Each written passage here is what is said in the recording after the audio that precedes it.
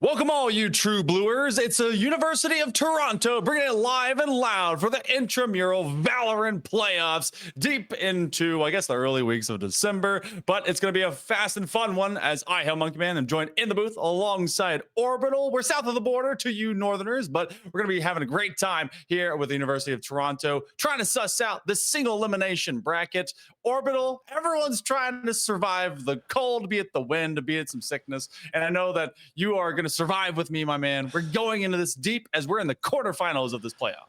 Yes, we are. It's going to be an absolute blast, and we're going to go ahead and survive through some of the most unoriginal maps I've ever seen as well. I hate saying that, but it has to be said. Again, we're going to have some very standard maps, but at the same time, these teams hoping to battle it out here in this best of three. I do expect it to go all three, which will be the fun part as well. Hopefully, we get a very nice match on our hands. Yeah, we got the number 2 versus number 7 seeds going into this. It's Saucy's Posse and Zombs Nation that are coming at you live and loud. 8 squads across the entirety of this intramural bracket. And everyone pretty much has a set role in mind. And just like you kind of hinted at, we do actually have kind of a 3 set of maps that everyone has seen and loved before. But let's go ahead and get into our first team on the docket and introduce you guys into this one. It's going to be Zombs Nation with the likes of Ethan, Vinny, Pancreas, Lambda Lamb, and Shishi Man. So a squad that I feel like really has kind of set themselves up to kind of be the Titan killers, if you will. They've got to take down a heck of a squad that I got to see a few nights ago, which was pretty dope, as Saucy's Posses will be right around the other side. Yeah, and for Zombs Nation, it's an interesting time, but of course, Saucy's Posse, as you mentioned, Saucy cannot get a name, which is by far amazing. We got Tax, we got Chubbers, and Iced as well, rounding it out, and these guys are pretty dang good. I mean, we've seen them play before. They are strong, they are very, very talented, and the compositions that they run tend to be very aggressive overall, which makes me very happy. Yeah, you especially like to see that because since we are going into kind of your stock standard, call it the collegiate classic, a collection of maps, we're going to be having a 3 set of best of 3 tonight. First up on the docket is going to be Haven, followed, no matter what, by that mid-map of Ascent.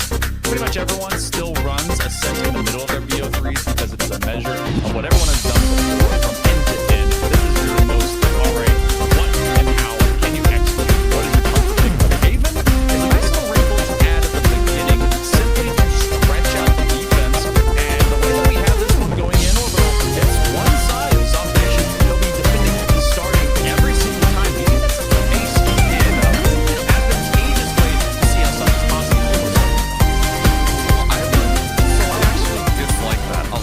So Okay. for me, I actually like attack a little bit more, mainly, and I understand the map functionalities. I understand that, hey, you get some maps are very heavily towards the defenders over the attackers. But to me, if you're on the attacking side, you get to dictate pace. By far, you get to dictate how a lot of these fights go, how they tend to be aggressive. Unless on the defensive side, you are just outgunning your opponent. Most often than not, to me, the attackers get to decide where are we going to fight, how are we going to fight, and how often are we going to fight. So these things coming into the factor, I think Zombs Nation, they're going to have the work cut out for them. It's going to be a lot of adaptation and a lot of improvising and a lot of adaptability. So I want to see them come up in the lead, but on the defense, it's going to test them a lot. And essentially, if you give a lot on your defending side, you don't have a whole lot to work with on the second half. So it's a little bit of a mix of it's a good sign at the same time, not my favorite side of the field. Well, you know what? The thing that will kind of be the biggest measurement, I think, obviously, is this first map because Ascent, any better team that walks into these series type play usually flourish onto Ascent, and then it really rolls forward. Did they get that game number one? And so map one is going to be very important. I've seen in plenty of playoffs over the last few weeks. Everyone's rounding out that fall season before it gets way too chilly into the depths of winter. And I know some of you actually got some snow up there, so hopefully the Ethernet cords don't completely compress down. But going into Haven, they are definitely going to be tested defensively for Zombs Nation as Saucy's Posse is going to get live, loud, and very, very quick. I expect this team to try and execute oh so swiftly. We're going to go into agent picks here in all of a moment. Of course, we enjoy that all of you are here. Make sure that you hang out with us for the entirety of this and shout it over to our sponsor with BMO that is able to hook you up with checking and savings accounts and credit cards as well. We know all of you youngsters out there in collegiate world often need those options specifically designed for students. So make sure you can get those extra credits, if you will, up to 12 months of Domino's Pizza. That's $190. BMO is able to help you hook up with that. As current student offers, we'll get you over to bmo.com/students, all for those details. But we'll go over into our agency. And I mean, for this one, Orbital, it's a nice mix up. We're seeing some double controller on the side of Zombs Nation, a harbor on Haven. That's a bit of a change up. Mm-hmm. I mean, it might be comfort level at the same time. And I mean, you might want to have that kind of pinchability. Main thing for me is actually the double duelist. On the other side, you got the Neon and the Phoenix rounding things out. And again, for the Posse, it's like, hey, let's go ahead and have a little bit of fun with it. But, the Harbor is, I love Harbor. Don't get me wrong. I love Harbor. Harbor is my mainly because I just like to run and gun. That's all I like to do. And Harbor is like the pinnacle of no brains, no thoughts, just rush. So, I like it, but on a map like Haven, as you mentioned, it's a whole different world. Yeah, this is I do like Harbor on this map. It's kind of an irregular style. That on in difference, we're gonna see a double duelist quick strike composition. Oh, off of the shorty. That's gonna be a Ooh. nice quick couple of double taps there for Ice as they get rid of Shishi Man. So as they go from end to end, Vinny does find two lamb to lamb. That's exactly how you keep them at bay here on A. Oh man, that was clean. Running out of bullets though, leaves Chubbers and Ice opportunities to take a kill apiece. And now we're down into the 2v2 situation where watching for the side of Zombs Nation. You got to play this one real nice and neat, but that's going to be eyes out. Chubbers is going to lose theirs, but Ice is ready to go. This duelist with a triple, looking for a quad if the opportunity arises, and maybe so. Eyes are out. 4K for Ice as he iced this round. Iced up, even when they're playing the hottest character in the game, as Phoenix, off of that signature switch up from their abilities, going from the hot hands over into the curveball, has really made them an effective push type of duelist that works so well alongside the Neon of cannot get a name. And so those two, I've seen them play before, and it feels like they're just going to be pushing the envelope. It was a great reception, though, as both Vinny as well as Ethan were finding some early marks. It's just about kind of standing through, but it's also the early pistol round. That's an interesting way to use a defensive Viper toxic screen, is that's going to go cut through all the way of C and really aim to deny Garage, but it's the early shots that gets rid of the poison temptress. I mean, Neon just like, I don't care about the wall. I'll take your life either way, whether there's poison or not. And it was a very well done shot. in the same vein. And all of a sudden, you got these huge collapse rolling in. But guess who's holding down the door? It's that Phoenix. Very easily done as Ice takes one. Now looking for a little bit more. As Shishiman with a shorty is going to take a life behind. But against that wall, it's a whole other story. This is a difficult way to round on in through Garage. If you're running out the defensive side, it could be a whole other taste. See if they can be able to re-entry as everyone is basically sitting with this kind of eco. You have that direct knell as Pooptax gets rid of Shishi Man. It's all just gone wrong here on the defensive side. They're at least going to find one weapon, but that's all of a brief stay. Cannot get a name, finds Pancreas in the back. And that will be 3 surviving for the squad out of Saucy's Posse. And that's going to be a decently strong bonus. But the buy-up, is Pancreas going to stick with an Odin? That's crazy. Might as well. I mean, that's going to be the fun part here. And I mean, if you're going to hold down any sort of site, I assume it's going to be inside of this garage side or in C. Easiest ways to fire down the line. But for the side of the Posse, I'm expecting to come out with guns blazing. This is a squad that loves to run rampant. And if you want to get a lead, if you want to get a strong lead as well, this is the best way to do it. Push well in this third, cut off that econ supply going over to Zombs Nation. We know that right now the screen is currently black for you guys, so enjoy the, I guess, the NPR radio styles of me and Orbital as we try to describe everything in real radio time. It is at least a blend up mid as a 4-1 kind of split. You do have their neon over towards the C as Cannot Get a Name is trying to find something to get the Pathfinder, identifying that Iced is right outside the door of B, so they're testing both entry points. And I think seeing some of the senior Viper go down early, especially because they're acting basically as a half senti, is not what you want to do. A stun and hot hands combo is now going to let them enter into B. Well, Pancreas, of course, with that Odin is just holding down left click, right click, all the close range just to spray as hard as possible. But it's 4 alive on this mid site, so it's a crushing blow. But right now it's 5 on the side of Zombs Nation. Make that 4 as Cannot Get a Name gets 1. Pancreas with the hard spray finds Saucy in the back lines, and in a 3v4 it's a whole different question. 1 against the doorway. This is a hard point. 2v1, but Cannot Get a Name and Ice able to get a few kills of their own. 1 left alive, and it's not going to live long to tell the tale. Shishi Man with a 2-piece at the end to go ahead and give Zombs Nation their first round of the game.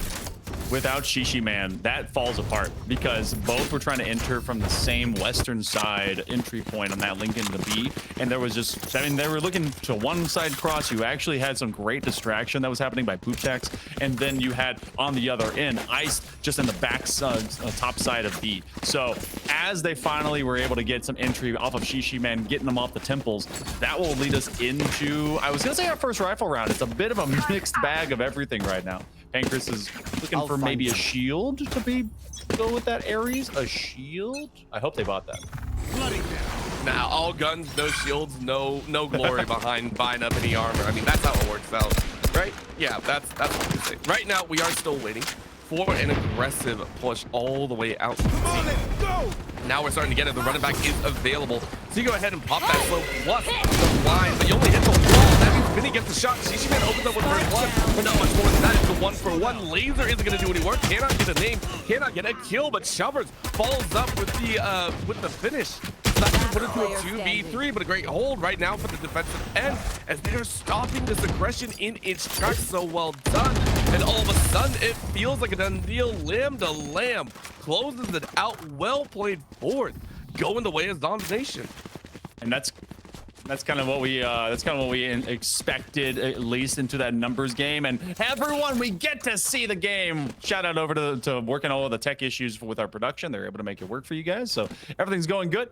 But for the time being, it does go tied, and the last couple have been found by, or rather, not by Saucy's Posse, but by Zombs Nation. And so that does kind of force the question. All right, had kind of a mid buy going in the previous round. We do have some rifles. Those regen shields have been allowing for a kind of a staggered eco overall. Shishi Man bringing out the outlaw, but they're not going to find anyone as this is going to be a rush down straight towards C. Of course, you rushed right over the poison and made a lot of noise behind, so Ethan able to take one before falling. But it's a seaside rush, as you mentioned, and that's going to be a hefty plant once again. Now, looking at Zombs Nation, they've tried these entries before, but will it work? You have the Odin, you have a little extra. It looks like you're going to send in a bit of a wolf. See if you can hunt out any prey. There goes the Seekers as well, but Ice was ready for a hard spade by Prankus through the wall as well. A few cheap shots, but that is going to be a little bit of the camera. Shishiman, though, with ice in their veins, sends one to the grave, but through the smoke leaves one. And now the Odin comes out to play once again. Chubbers knows how to tap this once. That's going to be an attempt, but a nice little step back out as that's hard spray. But Chubbers with the headshot dinks Shishiman into the ground. Full swing, full chub for Chubbers, going straight out long C as they take on Shishiman, who is trying to hold things down, but it's only a 2-second delay onto the Cloudburst. Not able to hold it for long enough. Even when they had 100 in the old drum, it was not going to be enough to get rid of the Omen from distance. So a good response now to cut down on that bleeding, and that actually forces us to have continuous rifle rounds instead of falling into the bin when it comes to kind of, all right, you won the first couple off of pistol off of buy, and that bonus didn't work out. Now, instead of having to save, now we get to see full challenge out into C again. They actually love the down and distance. They isolate Ethan. They know they got to take him out, but the Swarm Grenade is going to go out, as well as the Hunter's Fury. Really trying to hunt down this Viper, but Ethan stands tall. I mean, I think cannot get a name. It's starting to get read like a book here. Pancreas able to take out Ice, and that's both the Duelist gone in a flash plus a shock bolt. But that's going to be Boop going ahead, taking that against Ethan Bradbury. Very nicely done there. But you need a little bit more work. You lost your Duelist, meaning you lost a lot of that combat power. And yes, you may be able to deny some frontal damage, but the lockdown might be enough. Chubbers, though, gets Shishiman, and that's a great kill. 3v3.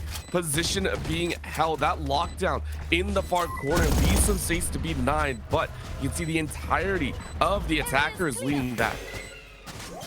Is actually a very advantageous position. They will have that cove just in front of the defuse. Might be able to hold it as everyone has to blind push through this high tide. And I mean, Saucy, considering the fact that they probably just have to lay back and be able to receive this 2v1. So 3v3. And this is number 2 seed versus number 7 seed between Zom Nation, who comes in as, you know, just a little bit lower than old Saucy's Posse. And they're really making them work for it. I knew this would be a big test, and so far they're keeping even keel with Saucy.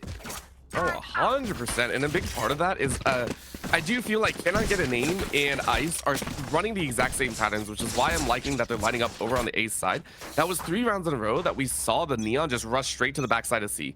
So you shake things up, you try and make a little bit of a shift, you catch a little bit of Zombs Nation off guard, and that's how you get the wins. Namely, you also suss out where Shishiman is. Shishiman has been a good stopper against some of those initial engagements with those marshals, with those settings. I'm gonna play this pretty much just straight up the gut into an eco. Saucy's Posse on the lesser end of that arsenal difference. You can see the Pathfinder trying to gain some information. They get caught onto the tripwire. They know one is at least top side of sight. That's gonna be Ice set to receive, but you're gonna have the ultimate out of the harbor pushing them out. So you can't just stand still. Shishiman finds their mark, and everyone is beginning to fall one after another. They're just landing their shots.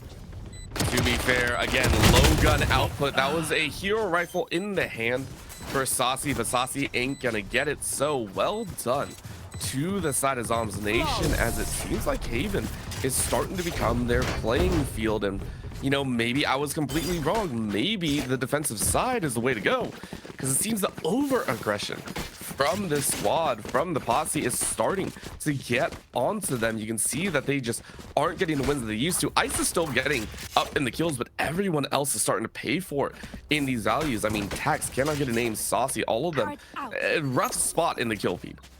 I gotta think that, I mean, they've pretty much played to the same role and agenda per site. Really haven't overly maneuvered their Killjoy or their Viper, and that's allowed Saucy's Posse to kind of get a pick of knowing what the identity of each site feels like. B has actually been the freest, as everyone plays for life and just responds. Alarm Bot will not tag anyone with vulnerability, but gives away that they are aiming for B. It's simply how they control the retake of this Zombs Nation, and they're gonna play it from distance instead of up close.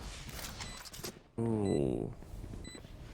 I actually really like this. Again, when you have weapons in hand, you can do a lot more this time around. Out goes the wall to the harbor. Great, being able to push in, it given that opportunity, being able to kind of push their way without giving too much info over, and that's going to be the wall.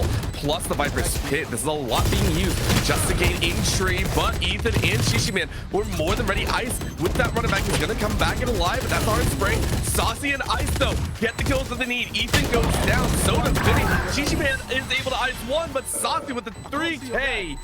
Well done with the bullying coming out of the Posse. Oh man, I don't know if you've seen all of what's going to be changing up and happening going into the 9.11 patches, but they're going to be taking off not just the pings from inside of smokes, and I wonder how that's going to work out in the Viper Pit, but they're also going to be affecting Neon, and so much of that distance post plant, you can't even ping into map and have it land on the spike. They're trying to make things even more difficult to have to make, have to fight directly onto site. So using that B position they had now, and look how Zombs Nation, it looks like they want to get very aggressive. They're going to see that high tide roll to their face, come out from a garage, but there's an immediate trade as Ethan will fall.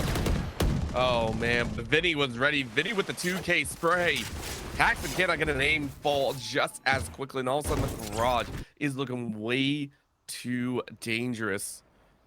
Once again, it feels like we're back in that seesaw position, but in a 2v4. If you're looking at the Posse, I mean, there's not much that you can do here. Really well done by Zombs Nation, as they're saying, hey, look, we're here to fight. Whether or not the rankings tell us the same story, we're going to try and put you on your back. Issue man holding that tight corner. Pretty much going to be, like, I mean, just look at how everyone's holding the line. Not a single one except for Ethan falling out. Operator should be able to tag a pixel as soon as it reveals itself. And they just need to drop it. Oh, they find the shoulder. Chubbers is gone. I mean, Saucy's got to start thinking about the same position. Oh, wow. Fearlessly going to their spike, retrieving it, and stepping into the ADS of an operator. That takes some guts. You're saying I'm going to get the shot off first, and hey, you get it off first, but now you're contesting with 3, and you're also being read like a book. Hard chase means that someone is already here, and fortunately, Cameron's going to go down at the worst possible time. You're blinded out and sprayed down. Lamb to Lamb ensures that Zombs Nation continues to keep the lead at 5. 5-4, Zombs Nation holding this one, at least for the time being. And I start to wonder, when I look at composition-wise, how both sides, as they're currently playing, I think, to their strongest half, especially at the double duelist and the double controller, how it will kind of work out, because I believe a lot in controlling the field and sightlines. You get that Harbor Viper combo whenever that presses to sight. It really will kind of hinge a lot on what Shishi Man is able to do already into the operator. Looks like they're going to be able to kind of find a lot of information as well with Lamb to Lamb if they use those seekers, but they're using that guiding light to really kind of just AoE check that one out. They're going to use that scan dart, try and go back over to C, and that's going to be the Hunter's Fury that is looking to land its mark from distance. Laser beam won't quite cut it, but they do force him out of the corner. It was something, and now Eyes being run across, as that's gonna be a hard pivot over to the A side. And now take a look at this. I love that Shishi Man is pulling off on this long side. Took a shot down short, sees another shot on long, misses both. And however, that means that you're gonna get collapsed on, but that's a body shot straight to Ice. And all of a sudden, that's gonna be the crossfire. This time, cannot get the name. Is able to find Shishi Man, but you give it enough time now, just as well. Chubbers gets the plant, but in a 4v4, it's been dangerous. Got a nice held position with that cam. You're gonna be able to hang out underneath that top window elevation, and so with that scan out, they know at least one is at kind of this link. They're checking for a flank. None of that will come. The Seekers are gonna push back in, kind of get a name, get another clear. That's gonna be the guiding light, and everyone's scanned out, trying to just move. It's raw body checking through this cyber cage. Gosh. And I mean, they're just all going into the meat grinder. I think it's time to retreat. Yeah, that looked like a bully moment if I've ever seen one. That was rude. That was just like, yeah, we're not doing that today. That was just full on bodyworks, and I like that. I actually really like that. Sometimes you do have to get a little bit brute force-ish to take over a game, and considering that you're tied at 5-5, you gotta kind of do the bluster. You gotta kind of throw caution to the wind and just throw your bodies into the mix. So right now we got the Neon ultimate ready to go, and that's going to be kind of that game changer. You're sitting at 5-5, so you know there's only this round and the next before you swap over, so might as well go all out. Yeah, and you do have that eco ultimate though that's coming through for Shishi Man. They're gonna go into the Blade Storm defensively. That's a smart move considering how much was dropped. And it looks like there's a lot of support around them. They have 4, make it 5. If one jumps out of garage, they're gonna aim for space. This is a full optic style takeover, and they're aiming to receive it. But Ethan just has been so telegraphed in the way they punch up into it. That's a blade to the old noggin. Even Naruto won't be able to dodge that one. Poop tax falls, and so they at least trade 1 for 1 to go into a 4v4. And look at the rotation. You have one very deep as everyone kind of leans towards A. I think the crazy thing is there might be a call that C is actually open. You can take a look at how much space currently being granted, and there's like no one over here, meaning a 1v1 could be right up the Neon's alley, and you can get footsteps as well. So you get the tap. Not only that, that was the Odin carry as well. So C site is completely open. Well played right now. This is a huge advantage over to the Posse. Anchor's out of there. You have your Sky, Lamb to Lamb over into Garage. They can get it with the Guiding Light, maybe a blind to kind of entry for the rest, but they have to wait for people to come through. Pathfinder's going to get some information, maybe just kind of raw checking it either way. They know there's some targets. They get one out. Cannot get an aim. Is getting so many. Ice will get Vinny. It becomes a 1v1, and they use their run it back. That's a very hurt Sky. They're going to aim for first contact. Their blind is just a little bit better than that Squawking Bird.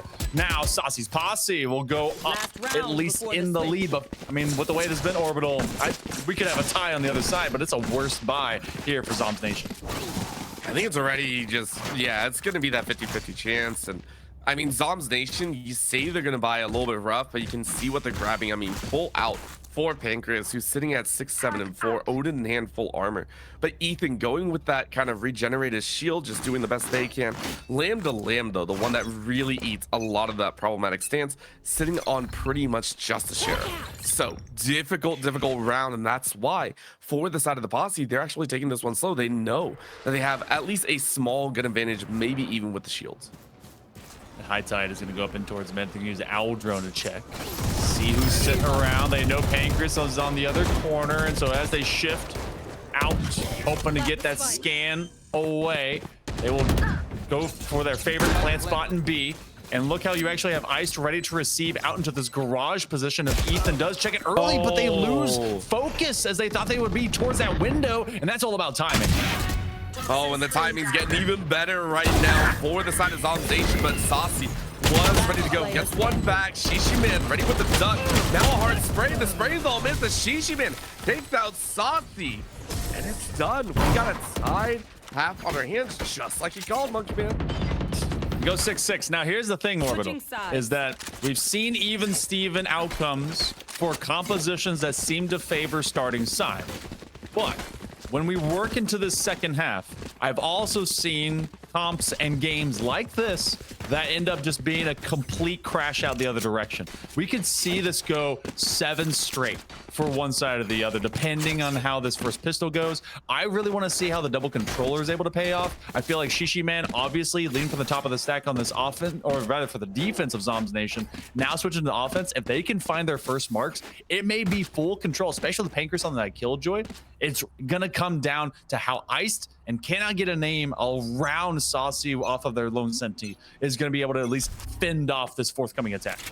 Oh, of course, and you can already see a lot of that information being sent down that A long side. So even for Zombs Nation, they understand that they have a lot more util to play with, so they're trying to make use of it, draw out any lingering effects of this Posse squad. Maybe a couple footsteps heard on the top boxes, cannot get a name, just hiding in wait up there. And I mean, this is a great position, but you have to know someone's gonna check that box. I don't know, man. I would look at a Neon and I would never think to look up. It depends on how close they hold this wall. They were able to kind of zip zop over to this double stack position. They see 2. Oh, but they do check him out. So that's gonna be a wallbang headshot. Cannot get a name, falls. And then now the entry is finding too many as this defense has to respond, but they're gonna be recoiling as they come out from this link. Beautiful job so far. Vatax is able to fire back, but it's only 1, not enough to even the odds. HP bars are low for the Sky, but the Posse fallen like flies. Down goes Tax, out goes the wall again from Harbor, just zoning them off. But that's a blind spray, very nicely done. You go ahead and get some response there, so 2v3.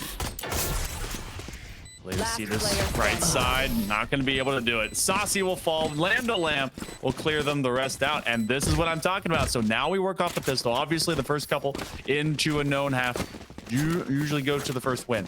But there's just something about double controller. If they find these first picks so affluently like they did, if they can sniff out the few tricks that may be laid at the door by Saucy's Posse, I feel like Zombs Nation is going to be able to just kind of walk through this one. And I mean, that would be a lot of momentum, especially going into an ascent of game number 2. But we have so much time left to go. See how this buy-up is going to work out here for Zombs Nation. Looks like they want to split things up, and there's a full gamble stack here on A. Oh, I like this. Go ahead and rush it up. You know that you're in a weak side already, but the wall deters all of what they wanted to do. Or maybe this is exactly what they did want to do. You just put 4 right in the front doors. But it looks like the rest of Zombs Nation is the ones just saying, yeah, we're not even worried about that one. We want to go this long angle. We want to go ahead. And they're not hearing a single dang thing. Quietest conga line. Everyone's down in sewer defensively here for Saucy's Posse. Zombs Nation is going to start looking forward. They're going to see literally nothing. Wondering, all right, where did everyone go? They're able to trick one another. And with this plant coming through, you're going to see a full gang of green on that minimap begin to run the other side of the map. Hard rush, and there you go. And this is going to be the interesting one. Take a look. A little bit of a hard wait here in C long. But of course, that's going to be the question. Garage is the big part as well. Ethan gets some damage down onto 1. Takes them out, but not enough. Shishiman, though, was waiting in the wings. Good blind to go out. He shoots the leg. That's about it. Lamb, though, ready with the spray instead. And the transfer is good. 3K for the Sky. And that's a tough weapon actually to a spray transfer with on that Bulldog. But yeah, plenty of time as no one's really giving you major threats off of a full save. So the gamble stack does not pay off. It did. I mean, it was a good read. They pretty much went, all right, let's go to A. They're probably going to go A. They executed well on A, and they had at least a peak there. But then they realized, oh, well, all right, we should just go somewhere else. And fantastic rotation. Now as it is a 4-man surviving, so a very strong bonus for this Zom Nation squad. As you get Saucy's Posse on their buy-up, they definitely need to find first marks here, Orbital. Otherwise, we can see Zom Nation really pushing the limit. Oh, great scan and great kill. That felt good. Happy about that one. And let's see what else they can get. Cannot get a name. Feels like someone else is down here just as well. Says, hey, just wait a minute. But of course, no one else is moving from Zombs Nation. They are not in a great spot right now. As eyes are open, another little tap. That was an orb touch, but there you go, and Tax was ready. Tax on the recoil. They're gonna use that owl drone to see if anyone else wants to challenge from out of sewer. Already a couple first contact. It looks like B is gonna be the main mark, but there is so much smoke. It is so tough to work with. The cove goes down. They're gonna dodge out that paranoia, and then the scan comes out. Cannot get a name again. Good for another. And so far, this attack has been just stopped at the door. Everyone getting caught in this trap. Ice finds Pancreas, and they just had a sixth sense. Vinny was doing something on the opposite side. Oh boy, this is all right, breaking down like we kind of expected. Early 2 rounds go over 1, and then you get the third in there, and it feels good. It feels very good, but we are neck and neck, and this is that breaking point. This is the moment that we need to see either the double duelists take off, or we're gonna see the likes of the Zombs Nation start to take over. And Zombs Nation, I mean, you have the guns, you have the secrets out, so you can make a play for an early push on the 1 or 2, but I mean, I don't think a default is out of the question. It would be very, very good. Oh, getting scanned inside of their own, just as they kind of disappear like a ninja into their cloudburst. So they know that they're at least hinting at B. Ethan finds, cannot get an aim, and that was one of those players that was finding their mark early and often in the previous round. Walking in, even with that, Guiding Light will blind them out. Ice gets a couple, and suddenly the defense is showing up for Saucy's Posse, but they've navigated out. You do have some cover. Not going to put down the cove. You got to really have a very strong post plant. And this cove actually will provide them a chance to just kind of hold this corridor going into garage. But that is a double man advantage for this defense of Saucy's Posse. Oh, well, that's about to be turned around as Vinny is able to find one. Very nicely done, but you're on low HP. You are hurting, so that's a hard spray. straight through that smoke, but Vinny gets a second, and you're sitting on nothing, but you take it down 2. Now just 1 more to go, and this is gonna be that tap. Fake the fuse, but through the wall you go. And Pancreas was ready. Saucy brings it down to 1, but Vinny with a 3K ensures the spike is not defused, and it's a well done fight. Zombs Nation up 2. How you throw a 4v2 like that? That's crazy. Oh my goodness. They just sashayed into garage, recognizing that they were not winning any fights in that mid position, and then just got caught by Vinny, who took advantage of that garage swing and a couple of those fights. I mean, obviously they got iced up whenever they came out of their running back. So suddenly, what was a great turning point here for Saucy's Posse, it's a 2-round swing the other direction, and you're gonna have the Reckoning as well as some extra Seekers online for this attack, and Ethan surviving the early pick. I swear they've either been first picked or found first pick so many different rounds. Oh man, this is getting a little bit out of control right now. That's gonna be the shotties ready to go. 2 in the doorway, and they're gonna walk their way forward. A quick air dash to get around the side, but eyes are open as that's the shotty straight to the body. The judge brings those blood. It's a hard rush from these attackers. They strike so fierce, and they leave only 1 bounce. As you're looking the wrong way, buddy. Ethan Bradbury, make sure this is a flawless round. Flawless round. They hit double digits. 3 off now from getting map number 1. Remember, this is a best of 3 instead of just BO1s through the regular season. We got series play. This could go for a while depending on how Ascent ends up following up. Now, I mean, the biggest difference that we have here, Orbital, at one point in time, it was what kind of it was a 3-3. Actually, it was a 3-2 stretch in the very beginning of the first half, and then it was even trades. Went all the way to a 6-6. This is the biggest round diff that we've seen so far. Oh, and the Odin spray, just to see if they can catch a bit of extra damage. It's starting to feel like this Zombs Nation squad is catching some confidence. Do they have a Neon stuck in a corner? Will they be able to get this on the judge? Oh yeah. Oh yeah. You bring 2 for a value of 1. That is 100% the way to go. But it's answered right back. So that's the unfortunate answer. Is like, yeah, you did pretty good, but the answer is still going to be a heck of a lot of pain.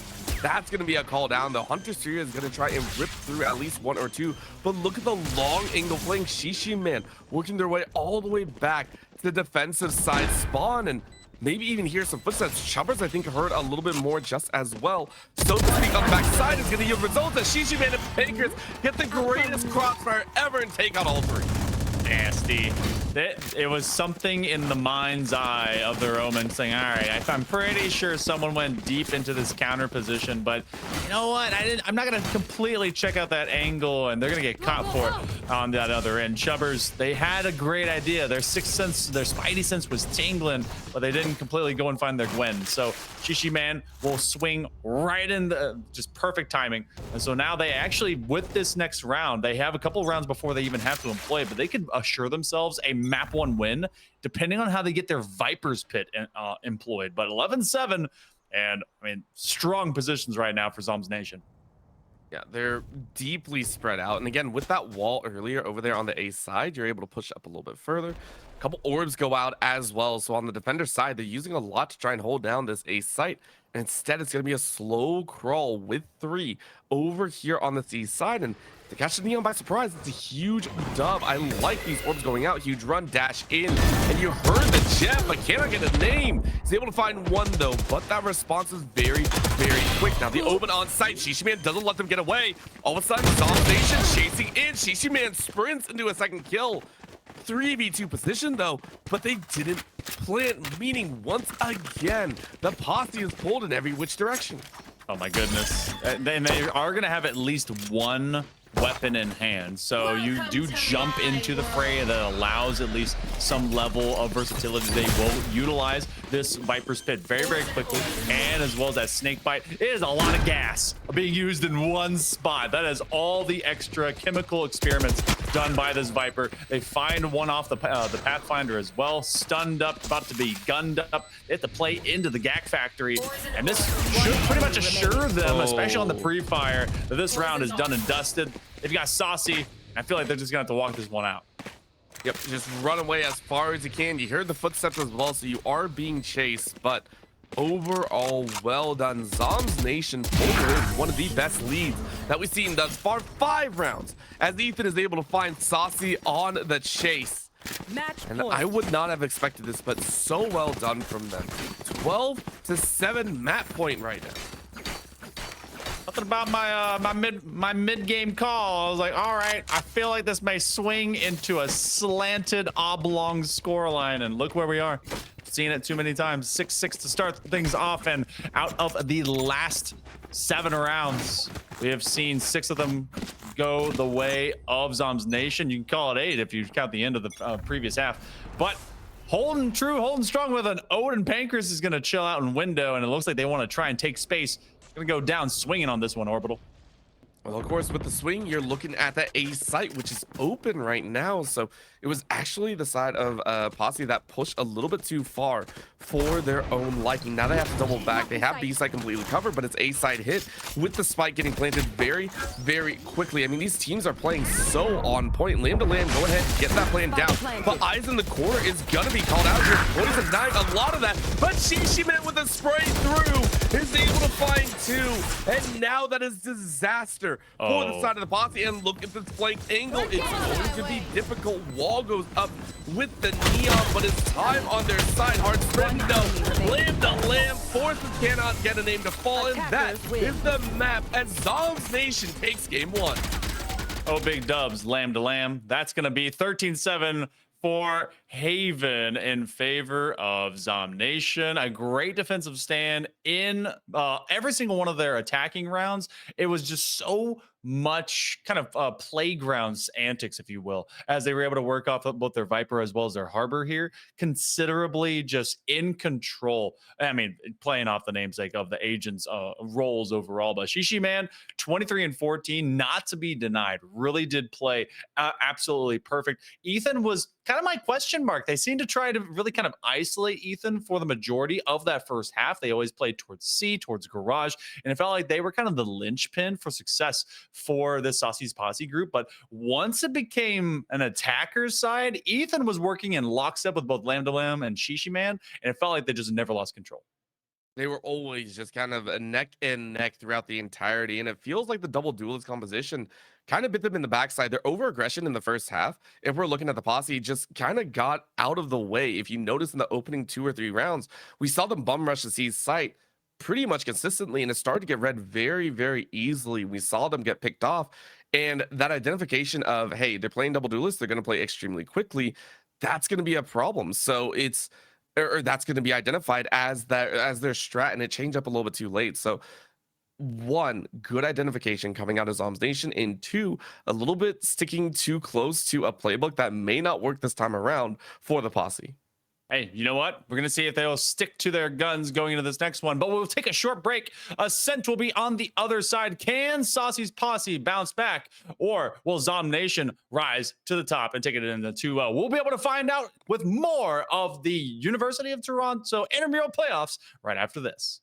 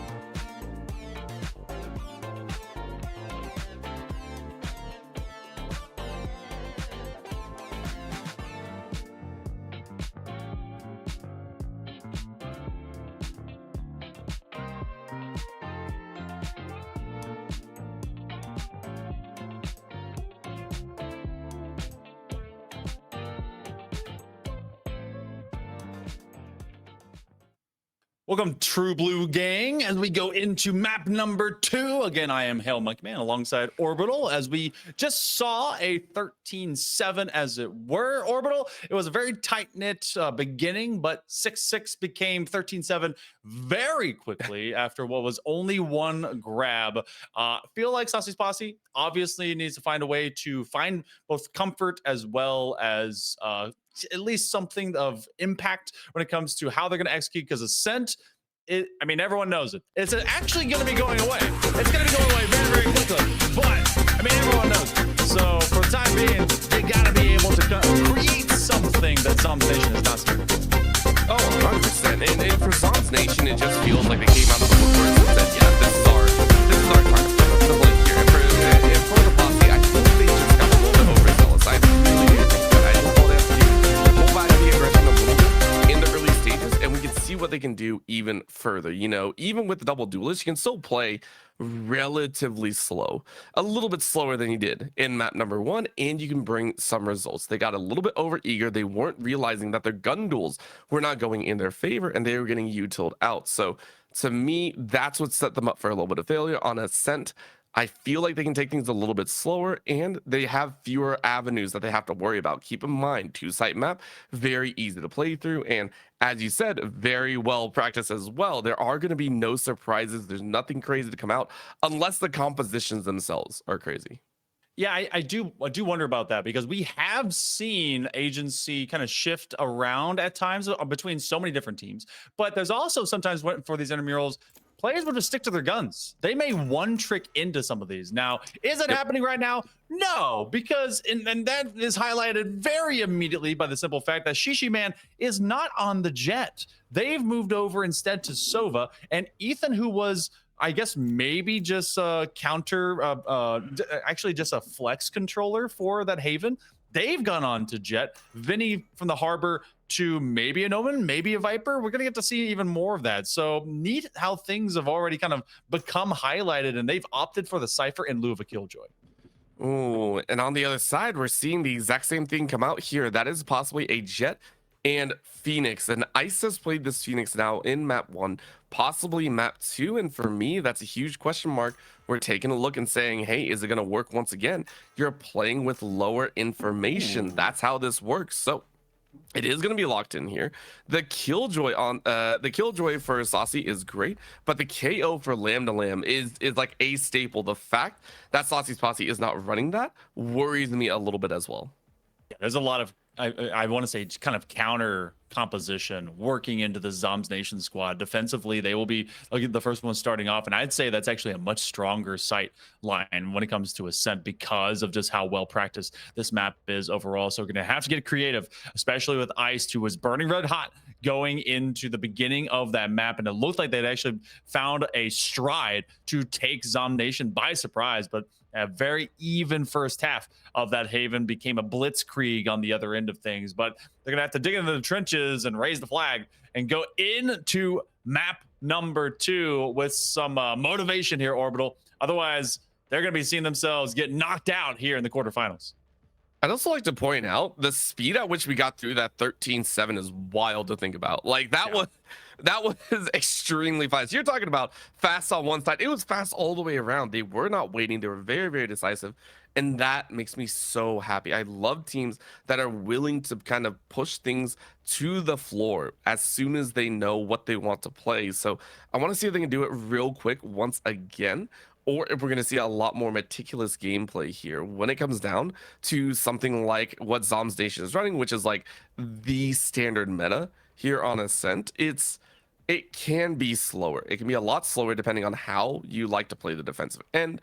If Saucy's Posse is going to start respecting a lot of the angles, and especially where Ethan Bradbury will be, because, you know, obviously we have that swap up, which I wanted to go back to because I love the fact that sometimes we get map specific players. If that makes sense, it's, you know, someone plays a map enough, you love it more than enough, and all of a sudden that's all you're going to play on that map. Some of these players, you know, it's intramural. You get put with a squad and you have a little bit of fun. So maybe Ethan is the Ascent master here. We'll get to find out as we finally got through that Walmart connection and someone 5,000 RPM hard drive. We get into map number 2. Zombs Nation ready to set the tone here defensively as Saucy's Posse is hoping to do something creative. They definitely have that Phoenix, which is not exactly, you know, kind of out of practice when it comes to Ascent. In fact, has been recoded to be very effective to working into pretty much anything. The lineup Larry that we're getting immediately. So we get to see at least some of the early kit from this cipher. So you're going to come back to us as we're taking a bit of a reset. I think that we're actually completely resetting this lobby. So everything will stay the same. You get the same agency. Everything I think is going to just kind of be built kind of completely dead even. All right. So walking into this second one, you can't have bind, just cannot be in your mind. You must be playing directly to how you're going to control mid from Ascent. So I feel like if you do the same theft of space that we saw so much working from Zombs Nation, they might be able to kind of set the tone. But I feel like the same thing, Saucy's Posse is going to kind of deep dive into that middle plaza area and see what avenues they can have to really rotate between either side. The other side is you could just send one duelist to each site and be like, good luck, have fun, you know. it's send it time, because maybe you do have the bind map, or not bind map, maybe you do have the Haven map in your mind a little bit too far, and all of a sudden you're saying, hey, maybe we need to push the envelope a little bit more, which can be a real thing to be said. Again, you're on the attacking side, you have all the starting power, you get to decide how the map plays out at the start. And the reason I say that is that's kind of what happened in map number 1. Map number 2, you're going to do the exact same thing. You're going to try your best to essentially just fight it out as well as possible. So either it's take mid, or you decide which site you want to hit a little bit more, whether it be B or A, and you just power through that. We've seen the likes of the Posse quite literally brute force sites. We've seen them brute force the site when they are on the attack. Let's see if they do it once again, or if they take your approach, try and take the mid, be a little bit more tactical with it. But I'm leaning towards the former. I like chaotic. I like a little bit more, you know, everything out the window. And I feel like, you know, obviously per site, you get some of these double entry points. When you go over towards A, you're going to get main, you're also going to get tree. And I think that they can really kind of flex into some of these funnels and take over. It's about how they really get both iced as well as cannot get a name, who onto, you know, trading away from the jet to make sure that you have kind of a sniping duelist that can come online is really strong. But I kind of liked Neon kind of brought into some of these instances, depending on how you want to pocket pick some of the big duels out in mid. It does definitely tell me that they want to kind of framework a 3-2 split into market from B main or into tree from A main, and really kind of take a war onto a couple fronts. We have been able to rectify the wrongs, and we've gone back over into our proper lobbies. So you can stop, you know, considering us waxing poetic, if you will, as we roll super soon in round number 1. I mean, the pressure's on here, Orbital. I know it's all of Intramurals, but no one wants to go out in the first round of playoffs. Nope, absolutely not. I mean, you made it here. You got through the opening regular season, you got through the Swiss bracket, and you want to make a name for yourself. So 100%, I will agree with you. It's going to be a little bit of a tough matchup here. So my eyes are really taking a look and saying, okay, how is this going to play out? How are you going to rush this? How are you going to make a name? And it already does seem like they are going to kind of bum rush down this first B site. Try and overwhelm. Gonna have that tripwire. They get caught. Gonna go fishing. They break it very quickly. That wind up actually taking a while. They're gonna get their own scan. Can't land the mark. And even when Shishi Man fighting on 1v feet, as everyone goes into that same lane, can't land a shot. So 2 will fall. B pried wide open, and Saucy's Posse will hold sight.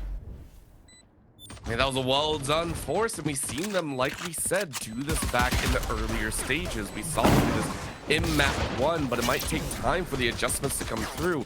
In a 5v3 though, this is a much more difficult spot. Again, there are only so many entry points, and Saucy is having a ball out there.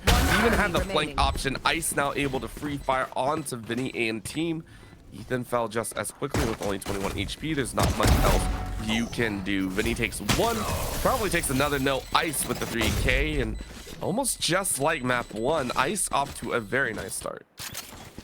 It's how you want to get your Phoenix. I mean, Ice has to do this pretty much all the time. Not, you know, they don't have to not just be undead all the time, but they definitely want to continue to find that level of pressure. You're gonna have a full save. It's gonna be 3 sitting towards that B side, kind of trying to counter read even with the most minimal of util. But otherwise, Saucy's Posse is gonna aim to kind of gun this one down. Into the buy up, you should consider that. I mean, so far, each of our pistol winners has not lost a follow-up buy, so Right here. not inevitable, but pretty strong. Oh man. Now they're going to test their luck over here on the A side, which could yield vastly different results, of course. Of course, checking behind in the winery. Gotta always check in the winery. Someone could be sipping some wine back there. With the guns out, it's a whole different story. Dash in number 1. King's on the map. Ice, though, hard spray gets 2. Vinny takes Ice out, but the ground has been swept. Oh my god, though. Vinny and Limbalim were able to do some work, but not without its repercussions, as that will be 2 left alive. It was a painful loss, though, as the damage has been dealt, but it's still around to the side of the Posse.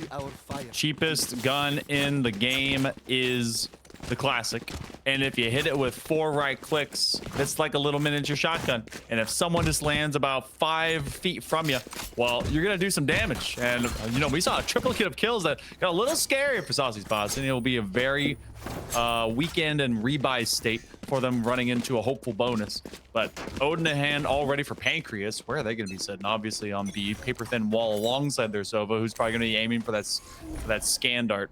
So as they're deep into sight, using that cam to mid just to see if who's hanging around. No one's really been taken over mid, just kind of peeking beyond the veils. They use the owl drone against the space. I think with this drone, it's also going to give, you know, slight bit of info. Of course, an owl drone in response could be the goal, but for right now, the slow catwalk angle is going to be that dance. Take a look at this. Fires out, information granted. That was at least 2. Blind works, but the hard chase in. So that is a 4 jet all on their lone summon, but that's a double.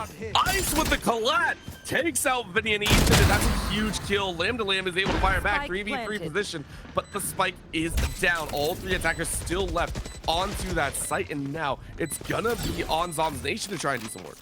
Buddy system doesn't mean die with your buddy. Don't line up right behind them. You're gonna get scanned out from behind, so they know they're right here. And Jenny finding one, not the spring transfer, can't get it aimed. They're able to make one for themselves. Holding strong is Pancreas, who was aiming for the full wipe, jumping in to the fray. Wow, things got scary, but the bonus round complete, even with just 1 survivor. And that's gonna be huge for the Saucy's Posse group, was hoping to take hold here in map 2. It's expensive, meaning the buyout might be a little bit more difficult if they lose here, but it's a round win nonetheless. It's a big shift from what has been done previously. Keep that in mind. Previously, we saw a few little changes, you know, in the previous map. We saw the likes of Zombs Nation be able to take a round back, and then they got the guns. That's when they really went ham. But the brute force technology of what they're doing is working wonders. This time around, though, with a hard chase in, all of a sudden, it's Zombs Nation to push that pedal to the metal, and it's going toward Guardian. Rings true for Ethan. Wow, not keeping track of what's behind you coming in from main. So much productivity happening out in mid. That's gonna be a couple weapons stolen out. Zombs Nation, they may be down 0-3, but they're not down for the count. Cannot get a name though. Thieves themselves through this tree position. They're gonna get flashed, and still they find what? Just lining up. They just know to hit left click, and that's how this will see everyone fall. All the work of Zombs Nation not paying off. Oh my gosh. At this point, it's just give the ace at that point, right? Chase the ace. I feel that's what Tax is trying to do, you know, give information over. There's the snap. There's the eyes on him. Yeah, this is the weight to try and give. But it is going to be a tap 1, tap 2, 14 HP left. Bring around the Rosie is going to be the call, but no, we go for the full win. It will be 4 in a row. Well fought, well played.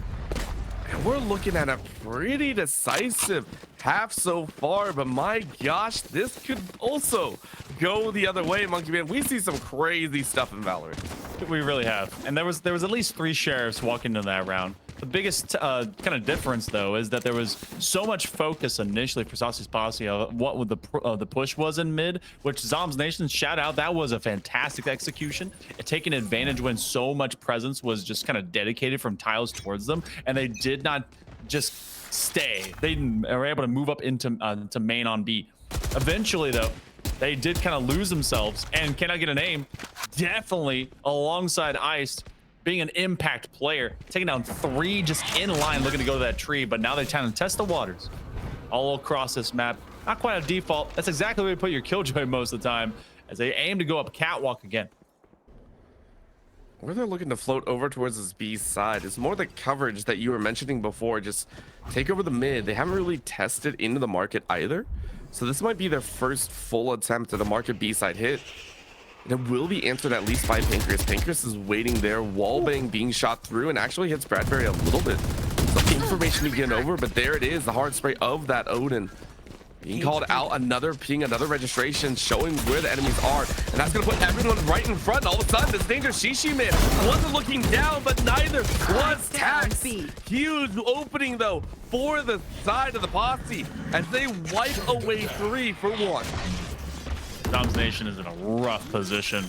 2v4. I've seen these go the wrong way before, but it was on the opposite side, and 2 attackers and 4 defenders. Zombs Nation has been in the differential.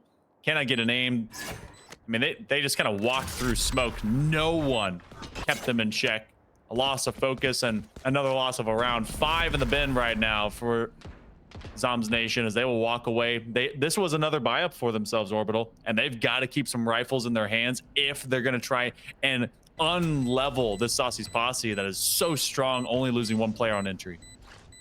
This is what you would expect of a team that is sitting at the top of the seeding, right? A squad that has really showed their stuff. So, I mean, it is a nice feeling to have kind of that control here in the early start. But we'll have to wait and see if that changes. Of course, we're 5 rounds in, or we're moving on to round 6. I mean, lots of guns and util being handed over to the side of the Posse. But will they actually be able to fight back? We are looking at a pretty hefty run back. But again, your composition may not just be equipped for the double duelist right now. You can still have a little bit of time to work with. I like that you say the run back, because we do have the run back online. Ice has a chance to really kind of find some extra information. Hooptax and Chubbers have just done the job necessary to weaponize both of their duelists, really kind of living with that comfort zone around what this composition is, and it's made to go and find those picks. Shishi Man gets rid of Can I Get a Name off of a sheriff shot, so winning a duel into what could be considered the better agent, but Shishi Man was that jet before, so it's not like they can't hit their shots, and that's a very powerful person to take off the map first. Owl Drone will see the rest of them, and now they bring the electric rain as they try to bring the pin. Can they catch one more? Before the TP, Chubbers falls. Well, that's well done, but take a look at the damage that went through back, so you might as well be dead. It's Danger House there, but you did the work necessary. So once again, Ultimate's turning the tides right now. If you can do a bit more work, great shot. Saucy is now down. Couple more shots ring out, but not enough blades. Multi-throw, one more. Gets the reset on the final blade and gets a reset number 2, but not needed. Ethan closes it out, and that is a round back. All of a sudden, we're seeing a little bit of light come to the squad. Never forget about Shishi Man. They had only 2 kills going into this round, and then they came out with 3. Did more with 5 remaining HP than I do often with 150 armor. Just fantastic work. We get 4 ultimates now. Saucy with that lockdown, just a full globe, should be able to allow some space. That's why they're primed up into this B position. You've already seen the ping on the map. Looks like they're actually going to press to use that ultimate. And there is not a Hunter's Fury to use an opposite of it, so they should be able to just kind of get the site for free. I mean, we say that, but they're not sure free means free. A lot of the time, you can see a couple of the recon bolts going out there, destroyed as well. Already have team fire, so getting a decent amount of information. There's another call. That's going to be this bolt from the skies. Hard chase in, but Shishi Man still wins it out. And honestly, that's a dub for the defenders. Lamb to Lamb was able to take out Ice inside of the opening. So this time, the brute force doesn't work the one-way with the cage. It's not going to be as much of a one-way as you wish, but it's enough to get all 3 on site. So see how this plays out. Once again, Zombs Nation. Ooh. No command employed. They're trying to rush it down. All going for the same swing site. They're going to not be able to play well off of this geometry. One does fall. Chubbers finds another. Oh, they get it. Oh, my Lord, Vinny. That's some counter Phantom Boy as they will actually get the revive. And so 3 will end up surviving for Zombs Nation. So they find a couple. And that was a good employment of that overall killer robot ultimate to get back on the site. And I feel like, Orbital, that you and I could agree that the original lockdown as it got used was kind of a misplay because they utilized both that as well as the Hunter's Fury kind of trying to take over that fight onto site. And then there wasn't a kind of an ode to kind of earnesty to get there in the first place. Could have had that plant so much sooner to force the hand out of Zombs Nation, but they ultimately just didn't win that 1v4 swing. This is a nice. Oh no, and not only that, Cannot Get a Name also expended the Blade Storm, which again is like the pseudo weapon in hand. Yeah. So it's like, you know, it wasn't really worth it. 3 ultimates, no, it's never worth it for a round, especially if you lose. So huge win for the side of Zombs Nation is now you get the neural theft. If you open up with 1, that's great. Yes, there's the From the Shadows and the Run It Back, so you have a second life chance. But I still see this option for Zombs Nation if they find that first kill to get so much info coming on out. And that's the shot that you would want. Ethan, great shot number 1. Ethan Bradbury showcasing why they were kind of a flex controller in that previous Haven position, and now going on as a main duelist here for the Zombs Nation squad, finally getting that first pick rather. So checking every angle. It looks like they want to use the running back, and they will move this one up using that curveball, and it's going to blind all of 1, and this will find at least a clean, clear sight. Chubbers will join the rest of them, and so the value here will be they reset into main. They'll be already off position to kind of work off of a flank. And now Zombs Nation, even with the man advantage, has to get their way to peel this defensive side into B. Ooh. It's going to be difficult. Take a look at this. Once again, 1 holding their way over there in the B lobby, but it might be rounded around. Huge neural theft scans out multiple, but the scan brings information right back. And once again, with eyes down, it's easy to pick them off. Clean retake coming out of Zombs Nation. They're looking more alive by the second. Neural theft was really giving a ton of value going into the late term of that round. Able to find everyone, even with the reposition of Ice. Still off of their running back. They're like, okay, cool. Just isolate them from a separate angle. And now the first 5 have really kind of been muted. Doesn't really pay to it, and there's still a lot of cash. In fact, there's a ton of bank out of Zombs Nation. You would think after losing those first 5, they'd be in a very rough state. Kept their heads cool, kept themselves calm, able to work directly into round number 9. And you still have some cash for Saucy's Posse, but it's only a couple that were able to save rifles. Otherwise, they're going to be off of kind of a demuted kind of a eco, if you will, if this goes the wrong way. There's no further ultimates to lean on either. Ooh. Straight up gun duels and a little bit of utility, and honestly, this feels like it's favoring. That is on the nation. First shot to ring out over here in the catwalk connector.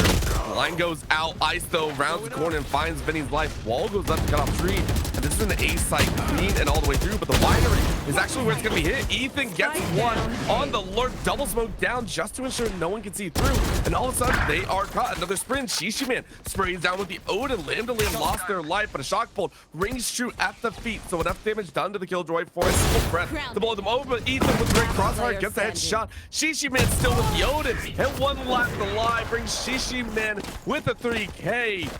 That is 4 in a row for Zombs Nation.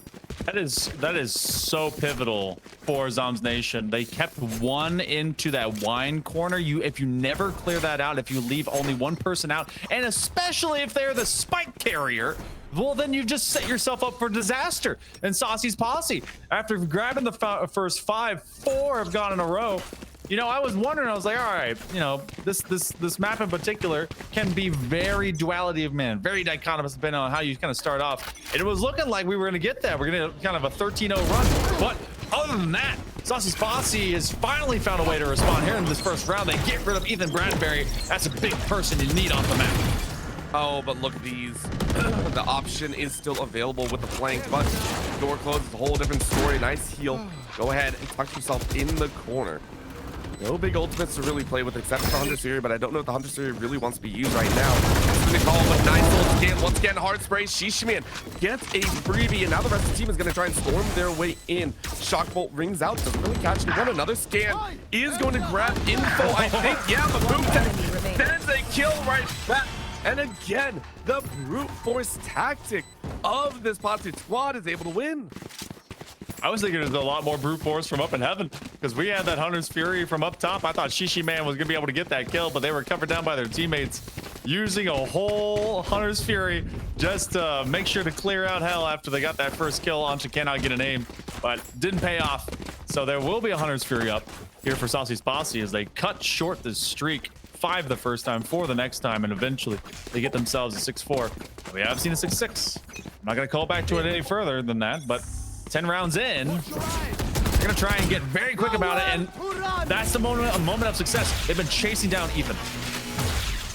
These fights are becoming faster and faster. Good damage go down with Hunter's here, but is it going to be enough? That brings a couple of the members of the defending squad away. It's going to be a 5v5. Oh, that flash. Nice cycle going away. You perfectly wanted, but Burn is going to do more than enough. So, hot hands burning away. Eyes are out. Land finds Chubbers. Far swing on the other side, but cannot get a name. Is still going to find kill number 1. Look for a few more as Tax takes another before falling. But look at the flank. Cannot get a name. Grabs 2. And it's a done deal. As there will be no 6-6. It's a 7-4 at least. Round in the half. Going to the last round of the half, and there's still plenty of cash for Zombs Nation after they've built up their own long winning streak, and everyone is going to be a full rifle round. We're going to have Blade Storm available. The run it back is going to be very impactful. In fact, both sides will be able to sling some knives out, if you will. But everyone else is going to be working on it, and they can't really lean into Saucy's lockdown to try and kind of open up space. So it's just going to be what has been their tried and true. Can they win the first duel, force them off of a position? And this is where they've been winning, is A. Why change the method to the madness? Oh, they don't tag him out though. Ethan is going to get baited into his first contact, and that's where they will fall. Can I get a name? Has been so good in these 1v1s when all they are 1v1s. The orb goes out though. Door being sprayed down. Door is finally shut. Damage has been done. Once again, the plant goes down in a 4v5. It's so difficult. I love the fact that you called it out. It's what they've done every single time, and this time Ice even better with the shots on the run it back. 3v5. I don't see the likes of Zombs Nation being able to fight back at all. It's gonna be difficult from the shadows though. Ice was ready for it. Vinny forced to retreat back to the cameras. Unfortunately, that's gonna be the dub because one more kill is all they need, and it's an 8-4 half for the side of Saucy Posse. Switching sides. That was a weird champ type of TP directly into generator, but you know, I've seen crazier. Still, we see an 8-4 flip things all the way around. Zombs Nation is going to go onto their attack, trying to kind of sit in meta, while Saucy's Posse has been sit in the comfort zone of this double duelist situation. I do like Ice on this Phoenix. Even if they're one trick ponying it, it has been working out. This Killjoy is going to be very strong, and you know that's going to be towards B, so they immediately set up to go to A. They want to try and do one better onto Saucy's Posse, see if they can be able to win these early duels, but they're going to have a flash to work off with Ice here. Gotta be ready for that first contact. They're not going to get an inch. I wonder if this time they have any sort of a different style to go for. Recon goes out, not going to be tagged out, and everyone's scanned out, so this is going to be a little bit of a brutal battle. A bit of chase, hot hands goes down, and you are stuck right there. Bodies are going to be hitting the floor very, very soon as Lamb to Lamb runs straight into Tax, and that's a wash of 3 so easy. Wow. Make it a 4th as well, and it's only the lurk still alive. You hate to see it, but well done by Zombs Nation. Can't get a name. Has a lot of work to do if they intend to make this happen. I am a big doubter. They do land that third shot. They're left with only 3 bullets. They're able to use that tailwind dash. They find the second. Ooh, that one got crispy, but a little bit of jet diffing at the very end. Ends up being Ethan Bradbury who will survive. So Zombs Nation gets themselves the first pistol. And from what we've seen, pistols have always led to at least a sequential win. At least not like we just saw, what was it, a 5-round run at one point? Like, oh man, it could happen once again. But we've seen both teams really battle it out, and I love the breakneck pace that they're moving at. It's I want to say it's a test almost. I mean, both these squads, they are showing that they love to play at such a high pace that it's really who can actually work with each other, who can adapt to each other is really the call here. As we see that shorty walked in, and Ethan was ready for it once again. Pooptax getting caught with their hands on the butt. Oh, Is Ethan Bradbury's going to find one. Ice falls to the floor. And unfortunately for him, that's going to be another just full rush, just complete as they get past the doorway. You cannot get an aim as I think they've read that they've tried the flank before, went over towards tree, everything was shut. So they are going to be set and ready, lamb to lamb off the bulldog. They have the better buy, that classic, trying to just finish the job. They at least get rid of one. Can they get it off of a right click? Everyone's going to kind of counter swing. They get another one, so it's good of a consolation as you can really have. So Saucy's Posse, again, we'll see another one fall. I mean, it's gonna be a good sign, but as you said, this is where magic happens. Is this gonna be that 3 rounds in a row, or are we gonna see the standard play out? Are we gonna see the like a Saucy Posse be able to fight back? I mean, cannot get a name. Sitting at 17 frags. By the way, wild number to take a look at as Ethan is getting fairly close to that same number. Both Jets really excelling here today. But you need to see that magic happen once again. We need to see that 9th round come out for the likes of the Posse if they want to start getting this game underway once again. That is another TP to that corner. That Omen has done nothing different. Here comes the call. The guns are out, but they are suppressed. Rush on in. Biggest difference right now is that Pooptax has not died early. They usually been hanging out the door, waiting for that immediate contact. This time around, you're going to see them survive. So we have, instead of a 5-3, it's a 5-5 full retake. Paranoia looking to get used. It does at least tag lamb to lamb, but they have to swing very quickly from out of both heaven and tree. They find double contact, finding a lot of sprays. They just kind of walk into the corner. Shishi Man coming out with big value. And again, guess who? And it gets time. It is 3v1. They find the first. Group tag from the top row. RKO out of nowhere into a 1v1. Not a lot of time. Gonna win this over. The last and Pancras will fall. 3 in a row for Pooptax. And finally, they stem the bleeding. Saucy's Posse will get around in the second half. My babushka told me not to brag. For this, I make an That exception. was so close and yet so powerful of a moment. Surprise penguin indeed. And Pooptax, what a tax indeed. Well played to that round, getting that clutch up at the very end, and you could see almost the shock coming out of Zombs Nation. They're like, okay, that didn't really go our way. But going into this gun round, we kind of half expected it. We knew 3rd round gave them an advantage. It was close either way, so we know they're going to be low on the buy power. Let's see what we can be pulled off, but it's a face-to-face meeting right now. It is a wonder what can be done when Pooptax doesn't die early in the round. They're going to try and take this one lane, have that blind. Everyone into the shooting gallery. 3 immediately for Ice. Straight to the crosshair. Shishi Man just getting a front row seat to what's coming next. And it's at least another swing here by their Phoenix. Okay, that was a little bit brutal. That was a wee bit brutal. So, you know, not exactly a favorite moments right there, but I like the toss of the spike, just saying, hey, you know what, go ahead and rotate back, but there's a lurk inside a mid. If you're not careful, you're about to get fired upon. So see if that works. Oh, Ice, that was brutal to throw down. Oh, and now look who's here to meet him. Pancreas thinks that they can just kind of take those tippy-tap shoes and be good to go. They do pull out their gun, but they do not find them at the end of the run. Cannot get a name. Welcomes them to the door and the dojo. Saucy's Posse will breach double digits. So we go into this next orbital. It's a rough buy situation here for Zombs Nation as Saucy's Posse is living large. I just don't. I mean, this is a completely different game. It feels like, and well, I say completely different, and yet it feels almost exactly the same. You know, we saw those runs earlier, those hard sprint of rounds, and yet we're almost back in the same situation of a 13-7 potential. So, I mean, right now for Saucy Posse, I see them getting back into their element of the fast aggression, that ability to shut down those early fights.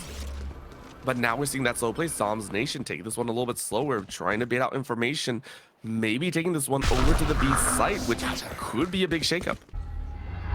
Ooh, you are going to have that from the shadows. Do they infect into the back line? Find the first. Can't get past the second. They do have that full spray, but they get caught from behind. Vinny, full value out of that from the shadows, but still, there's an arsenal difference walking into this round, and they're seeing it in real time. Walking straight into him, Ethan Bradbury will fall. So only one left. Lamb to Lamb doesn't want to die to the hot hands. Can they even get around that corner without being sighted out by the owl drone? They know they're in the dark cover, and they have dodged every single piece of info util.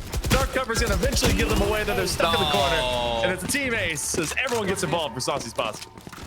Yeah, dodge every piece of util except to the actual eyes, and then you're like, oh, okay, that's a problem.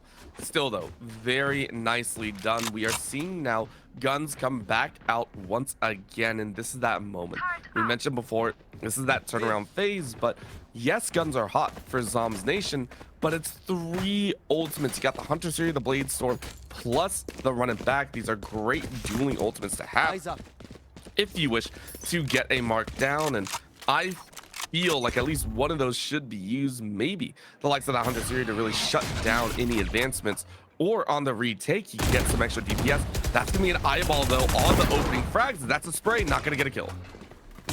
Still a lot of damage though. Lamb to Lamb is already very weak. Robot's gonna need some extra charging. Oh, that TP is gonna try and come through. They're gonna have to break that door. Saucy's Posse, they know that this is the breaking point here for Zombs Nation. If they cannot get a hold of this now, it's done and over. Ethan Bradbury will get rid of at least one, but Saucy comes up with 2 much larger targets. It's a 4v3.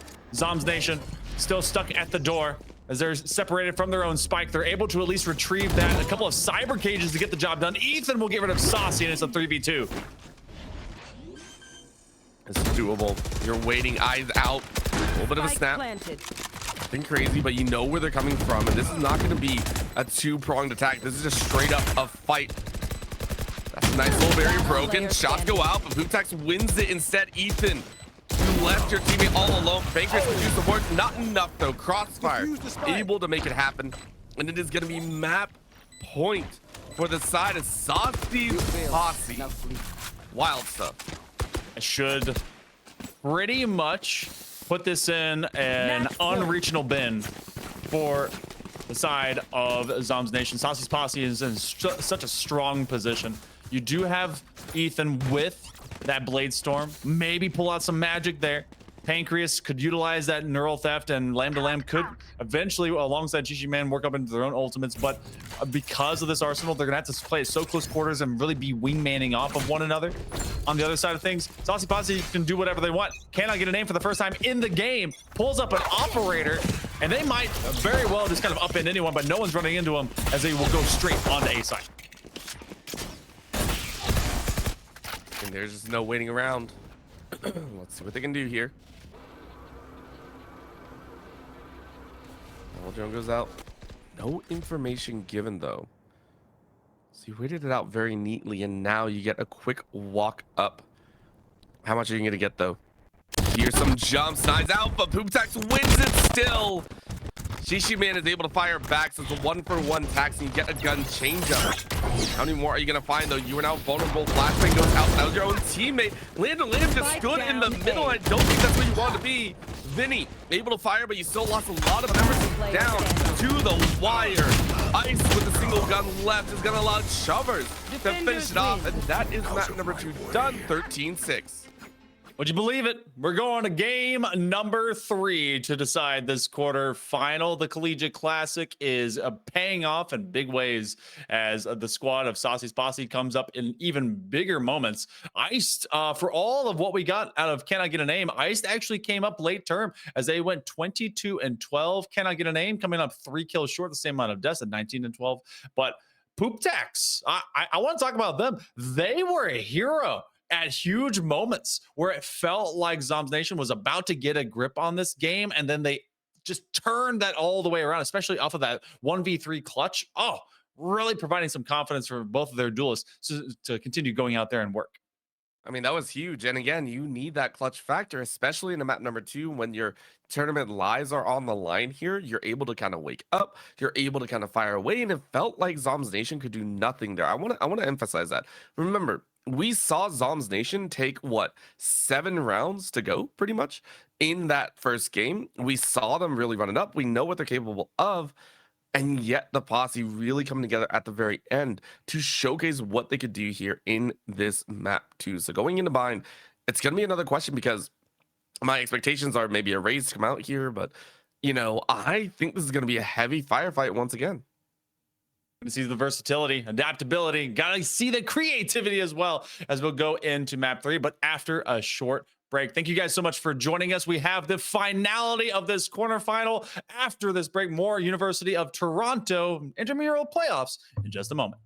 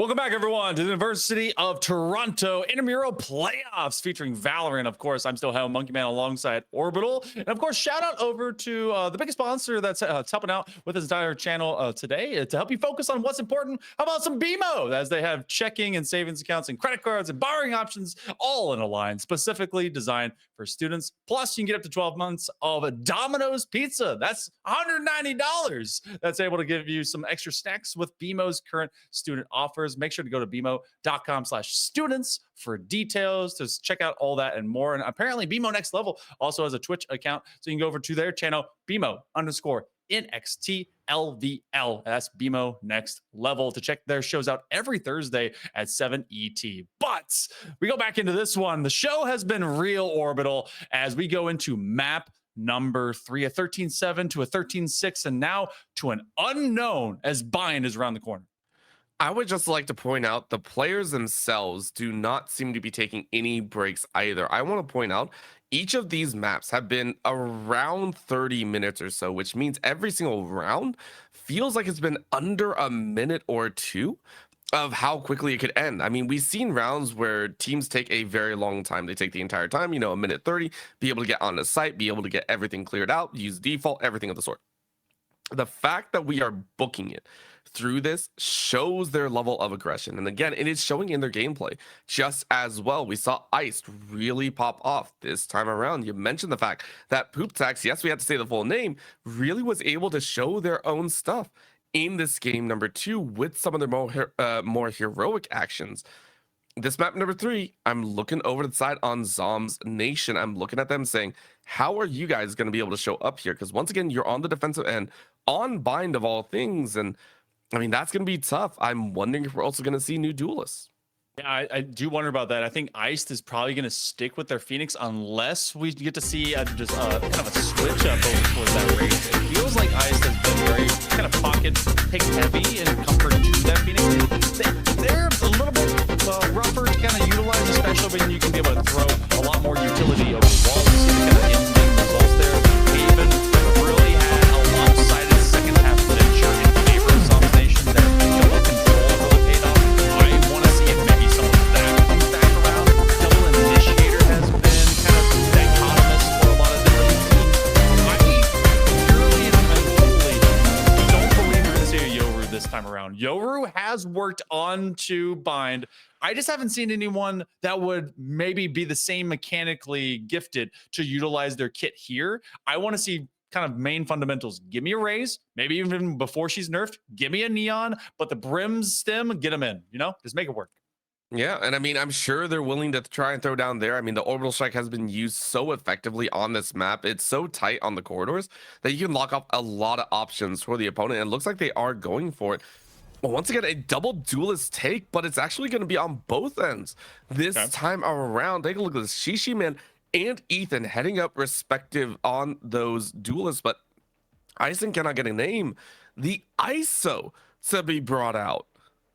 Okay, so that's actually a great agent to utilize when you're trying to unwedge a primary target off of the kill contract. Really gonna take over, especially from this attacking position here for Saucy's Posse, because again, it is same starting sides, slightly different compositions. You get Iced, who is flexing away from the Phoenix and into that ISO. They should be able to kind of take away players once they get that ultimate up from that Lamb's position and really allow them their squad a chance to go deeper into these sites. Brim on both ends, Cypher on both ends, Sky on both ends. So it really is the difference of a single duelist, and that's Shishi Man rocking over onto the Jet and this Iced on that ISO. Want to see who just kind of earns and owns their way through. But we go into round number 1. Saucy's Posse on the attack.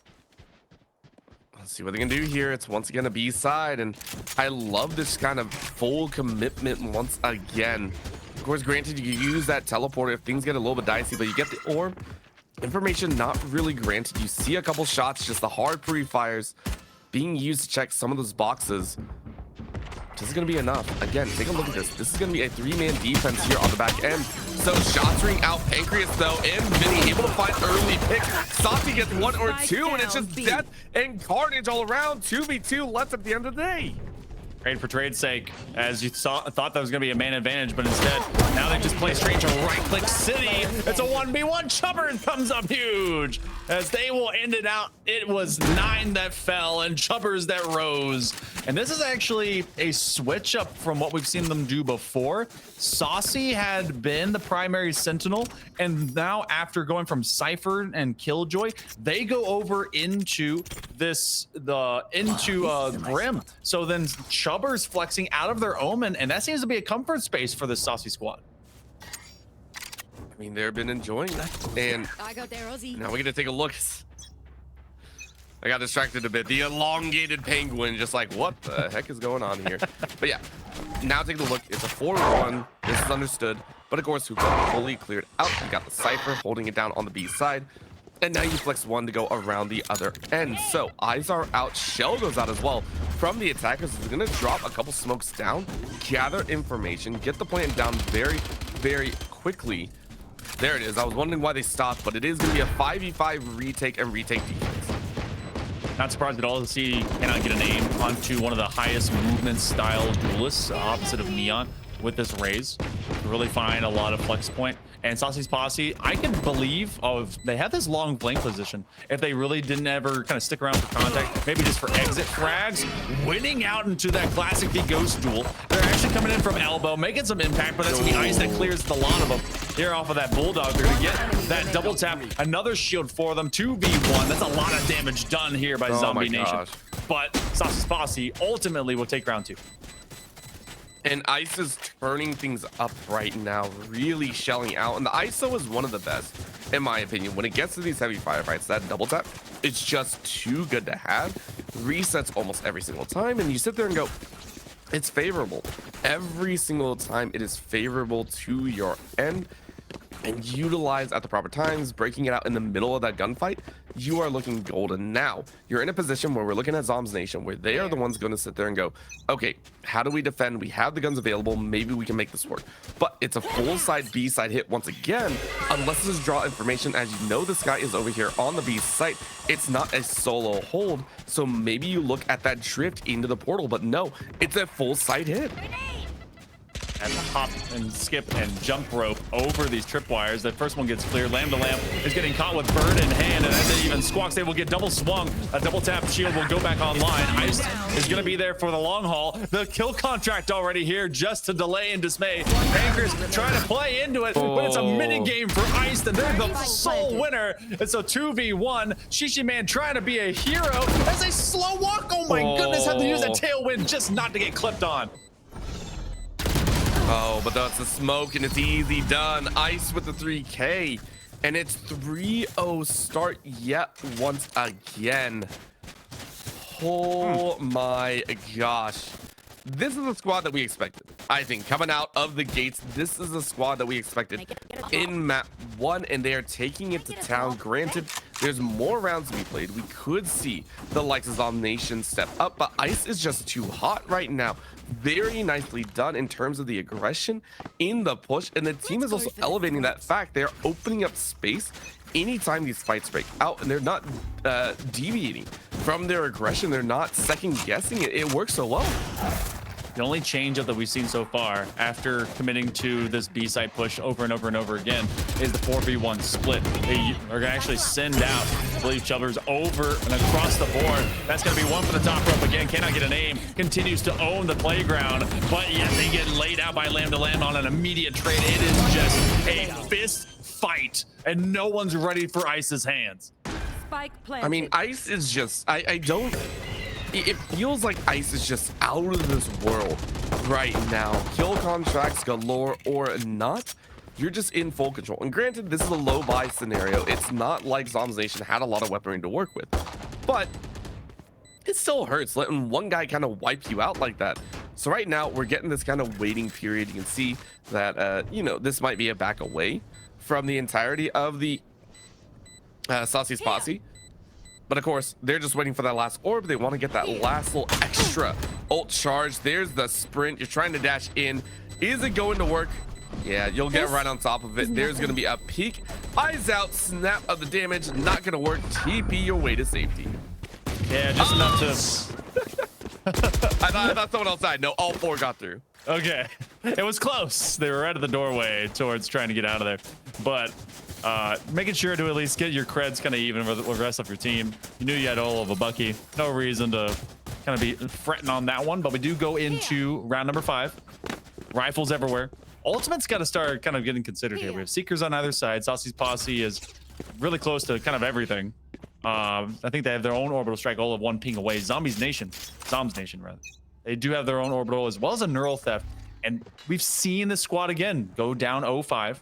They bounce back, have no macro TP, or rather timeouts that have been used, but they have been forcing the hand of Zombs Nation to answer them at hookah and at B. And so far, they've not found a solution to this current problem.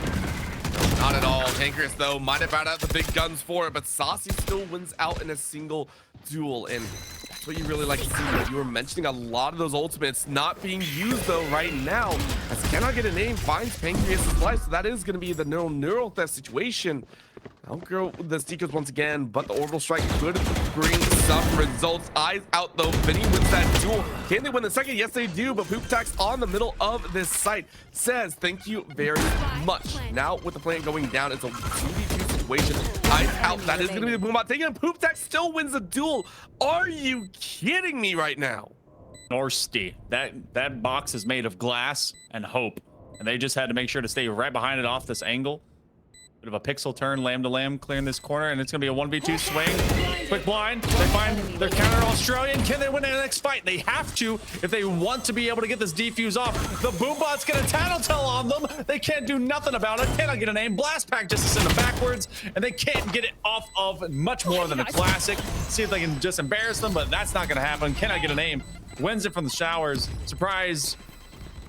And as they just take a way around Saucy's Posse, this is a familiar territory for us right now, Orbital. A 5-0. Zombs Nation's got to take themselves into account and got to slow things down. Oh, man. I mean, Zombs Nation for themselves, they don't get that choice. They don't get the choice of if it's going to slow down or not. It's all about improvising. It's all about finding ways to adapt right now, and they have not been able to adapt. Granted, this is a low gun round. Like, you're not going to do a whole lot of work. Maybe if everyone sprints at you really close range, which can't happen on Bind, but I mean, it's shotties. There's not much else you can do here. So at the current moment, you're just waiting inside of who you got the Cypher hiding in the back corner. And maybe you get some value, but again, it's a B-side hit. No changes here. Long haul bomb to the back, because that's going to force out the Cypher, and it's an easy flush by Jumpers. Vinny, though, gets a shot for themselves, but again, the cleanup coming out of this Posse is doing so much work. 3 dead, or 2 dead, yes, on the side of the Posse, but they've wiped 4 and possibly 5. One more eye peeking out. A little bit of walking around, as that's lamb to lamb to do some work here in the 1v2. Cover from that angle. No vulnerability to at least touch him. Land to lamb is going to be forced towards that elbow position, and they will at least try to read this on 2 separate fronts. Iced is all keyed in. Locked in immediately. Cannot get a name as well. They win it with this Spectre. It's a 3K for Lamb. Where they intend to swing. Oh, man, I thought they were looking straight down tube for a little too long, but Ice showcasing exactly why their name is exactly that. Kill contract will be online into round number 7. And a difference of the narrative, Orbital, is this time around Ice, or rather Saucy's Posse continues their streak. It feels like whenever Zombs Nation has an opportunity, Saucy's Posse, someone steps up big. Someone comes out with that flair, that extra little bit of action, and they just don't let it go any other way. We are now sitting at the largest round streak that we have seen all series long. If they win one more, it could be big, but Shishi Man taking one before falling. That's gonna be the wolf taken though, and that's a snap to the back of the body. Very nice snag. Do they go in? I think they got him, so let's see who wins that duel. Right now though, that's a tab, and Lamb to Lamb wins it out and sits right in the middle. Now that orbital strike is gonna kill Lamb to Lamb. Unfortunately, Vinny takes him out, but it's still gonna do some work as you're in a 1v3. The spike down on the back side of the elbow. It's gonna be okay. Shell goes out, bomb tags on the back, only 6 damage. But I mean, you got 4 HP to work with. It's just a chill guy, just orbital striking his own teammate. not trusting that they were gonna win that one. See if they can do some damage. Can I get an aim? Finds 1, 4 HP. This is all bonus running, as they cannot take a war on 2 separate sides. Ethan and Bradbury will at least find the difference here. And finally, Zombs Nation will get on the board. Probably some chuckling, some shrugging going on between those two after the orbital strike got him from out of the kill contract. That's unfortunate. But either way, Saucy's Posse still in this lead for the moment. Listen. If you kill your own teammate with an orbital strike as the one that owns the namesake, it's okay. It's okay. A kill's a kill at the end of the day, okay? Don't worry if your score goes up and down at the end of the day. A kill's a kill. That's all we think about here as Brimstone. So, you know, we'll take it for what it is. Spoken like a healthcare enjoyer, you know? Either way. Too topical?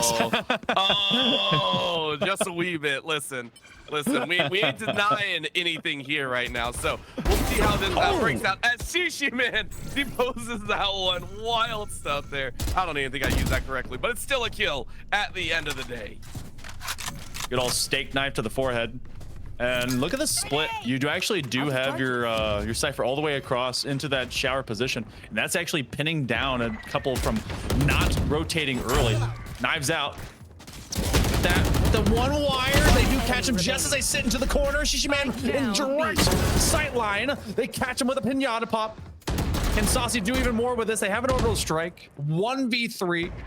You have a game assuring showstopper depending on what they can do with the rest. Ethan Bradbury will play cleanup after giving up a couple. Starting to be eerily similar. It's only a couple rounds after they stopped Saucy Posse's most recent streak, but Zombs Nation slowly getting on their feet. Don't dare say that again. Don't you dare curse us right now. Watch it. Honestly, I get a drop? But we're every single time the match goes, it feels like you know, the Posse have stepped it up. And granted, all they need to do is win one round. All they need to do is win, you know, 1 or 2 rounds, and all of a sudden that equilibrium is broken. For the side of Zombs Nation, though, they got to play perfectly, and this is going to be one of those A-sides hits that we haven't really seen too much of. This is actually a direct push in, as the showstopper is going to bring a lot of room over, but you know, it's not really a showstopper if you go down. Even then, can I get a name? Didn't even have the showstopper ready. Instead, it was just a satchel and a hope. So you lose your life, but coming from the showers, I don't know if you're seen. So still plenty of time to work with right now for Zombs Nation. Counter Judge, V Judge, dropping gavels, wearing wigs. Oh, what a whip by Poop Tex! Wow. All right, straight to the forehead. Getting dropped on immediately. That Pathfinder is gonna at least stun them out, and that is gonna be the most valuable Pathfinder I have ever seen, as they will go and recover a big weapon. Shishi Man has to they're gonna be found by at least a few cabbage. Is gonna clear the second one for their teammate. This is gonna be the double tap shield up for Iced. 4v3 Zom Nation facing an uphill battle in round number 9. Oh man, that's gonna be a spray though. Lamb to lamb. Huge shot, waiting, Seeker swarming out, blind goes out, doesn't really catch though. Ice was ready with the judge, but that's gonna mean the neural effect gives so much extra info. Attack number 1, spray goes down, Shishi Man wins it out. Orbital strike is ready to go, brings down the rain. It's gonna do work, catches 1 and low HP. This is no problem. I don't think it's gonna work. That's gonna be it. Well done. Coming out there, that is a clutch round victory. Headed over to Saucy Posse. Not only was that orbital strike perfectly positioned, it caught Shishi Man as they retreated, as well as when they had Pancreas directly on it. That just right on both the entry and exit of showers and where it was planted. What a nice, like, basically a tight circle to make sure that finds full value out of both the remaining players, even when you're going to lose that duel at the very end. So Saucy Posse, they don't allow the 4 to commit in a row that they had against them on Ascent. This time around, they established themselves at 7 much earlier than before. Hopefully that Boombot will protect them, but no one going out to do one. And we've not really seen Zombs Nation try to take space. This is a defense that has received much more than anything. Showstopper. Oh, wow. What a play. But Ice finds a couple even off the dodge. I mean, that dodge was so good. It throws Pancreas up. Ethan is able to fire away, get ice with the showstopper, which is beautiful, but it's still a 2v. And you're coming out of smoke blind, so Pooptax gets the freebie kill. And it's all down to the lone Wraith. One left alive to try and do some magic, but the magic sometimes can and won't work for you. Camera taken away. Everyone knows your position, but Ethan might make it happen, make it painful, but nah, Saucy wins it out. They are now at 8. Largest round lead that we've seen here in the first half. It was 8-4, right? At the end of the first half in the previous map. Got to find a couple if you want to keep it at least close. And 9-3 curses, you know, all that, memes and all. But, I mean, look at the eco that we got right now. Lamb to lamb. Sitting at the top of the scoreboard. Ethan Bradbury not having themselves the day that they wanted to, at least here on this map. They were so impactful along with Shishi Man. And then everything's been kind of muted on the side of Zombs Nation, whereas Saucy's Posse, they've just been gamers and they go gaming. As Shishi Man is going to try and hold this corner with a judge. Good old classic here on B. Oh, man. Right now, Zombs Nation putting up a front, but the teleporter's right there. You can easily pull a rotate. Really catch them out, especially if the showers are clear and they're getting the info right now. Do they want to push? Do they want to wait? That's the question. One more sprays. Eyes are out. Smokes go down, and they are going to send one at least shell. Flushing out one from the corner. They're going to eat the damage. It's okay. But yeah, there's the TP that we were waiting for. Now a breakout onto site, but with one lurker still there. Zombs Nation, are they ready for this? That's going to be Pooptax to get the plant. Ball goes out, double tap, shield online, and it's going to be a win. Whoa, a couple come through. As you, I mean, headshot as much as you can with the judge, but that's a couple to fall. So 5 still alive right now for Zombs Nation. They're going to take that TP in. Shishi Man finding a big trade. Spooktax will eventually rend them from their life force. Saucy's Posse, this play was all theirs. They actually had the wayward fury to bring brought back onto site. It's a 1v2, make it a 1v1. Spy v Spy. They're going to hang out with the guy. You got to go and find the counter Moroccan. Pancreas coming in from showers. Chubbers will hold around some geometry. Pancreas needs to find the other Cypher. Can they get onto them? Just creep up on them from around the corner. This should get it done. That's a clutch up here for Chubbers. So well done again. These Saucy Posse members will consistently find the clutch up moments. And I said it before, I love their aggression, but in map 1, it just felt overdone. They played the same angles. This time around, they mixed up where they decided to go, and it's yielded results. Beautiful stuff here, as once again, 7-round difference. And with that kill contract, this is going to be a spicy final round to the half, I'm sure of. Oh boy, they're gonna have to run. They have to run straight at him with that judge. There's no way they can cut down onto that space otherwise. And that's exactly why. Oh, Ice taking advantage of it. Oh, and off the final bullet in the magazine. Lamb to Lamb gets a couple of those. Pooptax and cannot get a name. 2 big names. They do not want to exist against you. Do fall. Have that double tap shield. Will win out. Lamb to Lamb with a 3K. They are burning hot right now. They've got Spike. That was really big. Very nice job. Being able to gun down the ISO and make sure they don't get to come back alive. Right now, though, with no spike planted, it's a problem. Goes a cage, gonna go ahead and grab it. You're sniped out. Well done, blind fire by Ethan. You knew they were gonna go for that spike, but it's still collected, but you lost the body for it. 1v3, you have a feeling they're gonna rotate all the way around, so it's gonna be a plant 1v3 hold by this Brimstone, but he got pretty much nothing in the util belt. Look at that. Yeah, they got a molly. They're going to have to win these fights straight up. Saucy's been able to do it before. They know the plant's coming through a truck. So they're going to have one over at Heaven as they escape. Oh, they don't see them. So they have to guess that they're not shower. They have to either be short cubby, iron hallway, or lamps. So off of this U-turn. Oh, they see him. All right, they know where they collectively are. They could be able to give up their life for that one. That's just a bit of extra intel. That molly will come through. I've seen 1v3s, but Saucy ultimately falls, and that'll be Vinny and the gang, as Zombs Nation will get a third, and they've got to bring out the voodoo dolls because there's got to be some black magic in this 9-3 curse that pays off. Switching sides.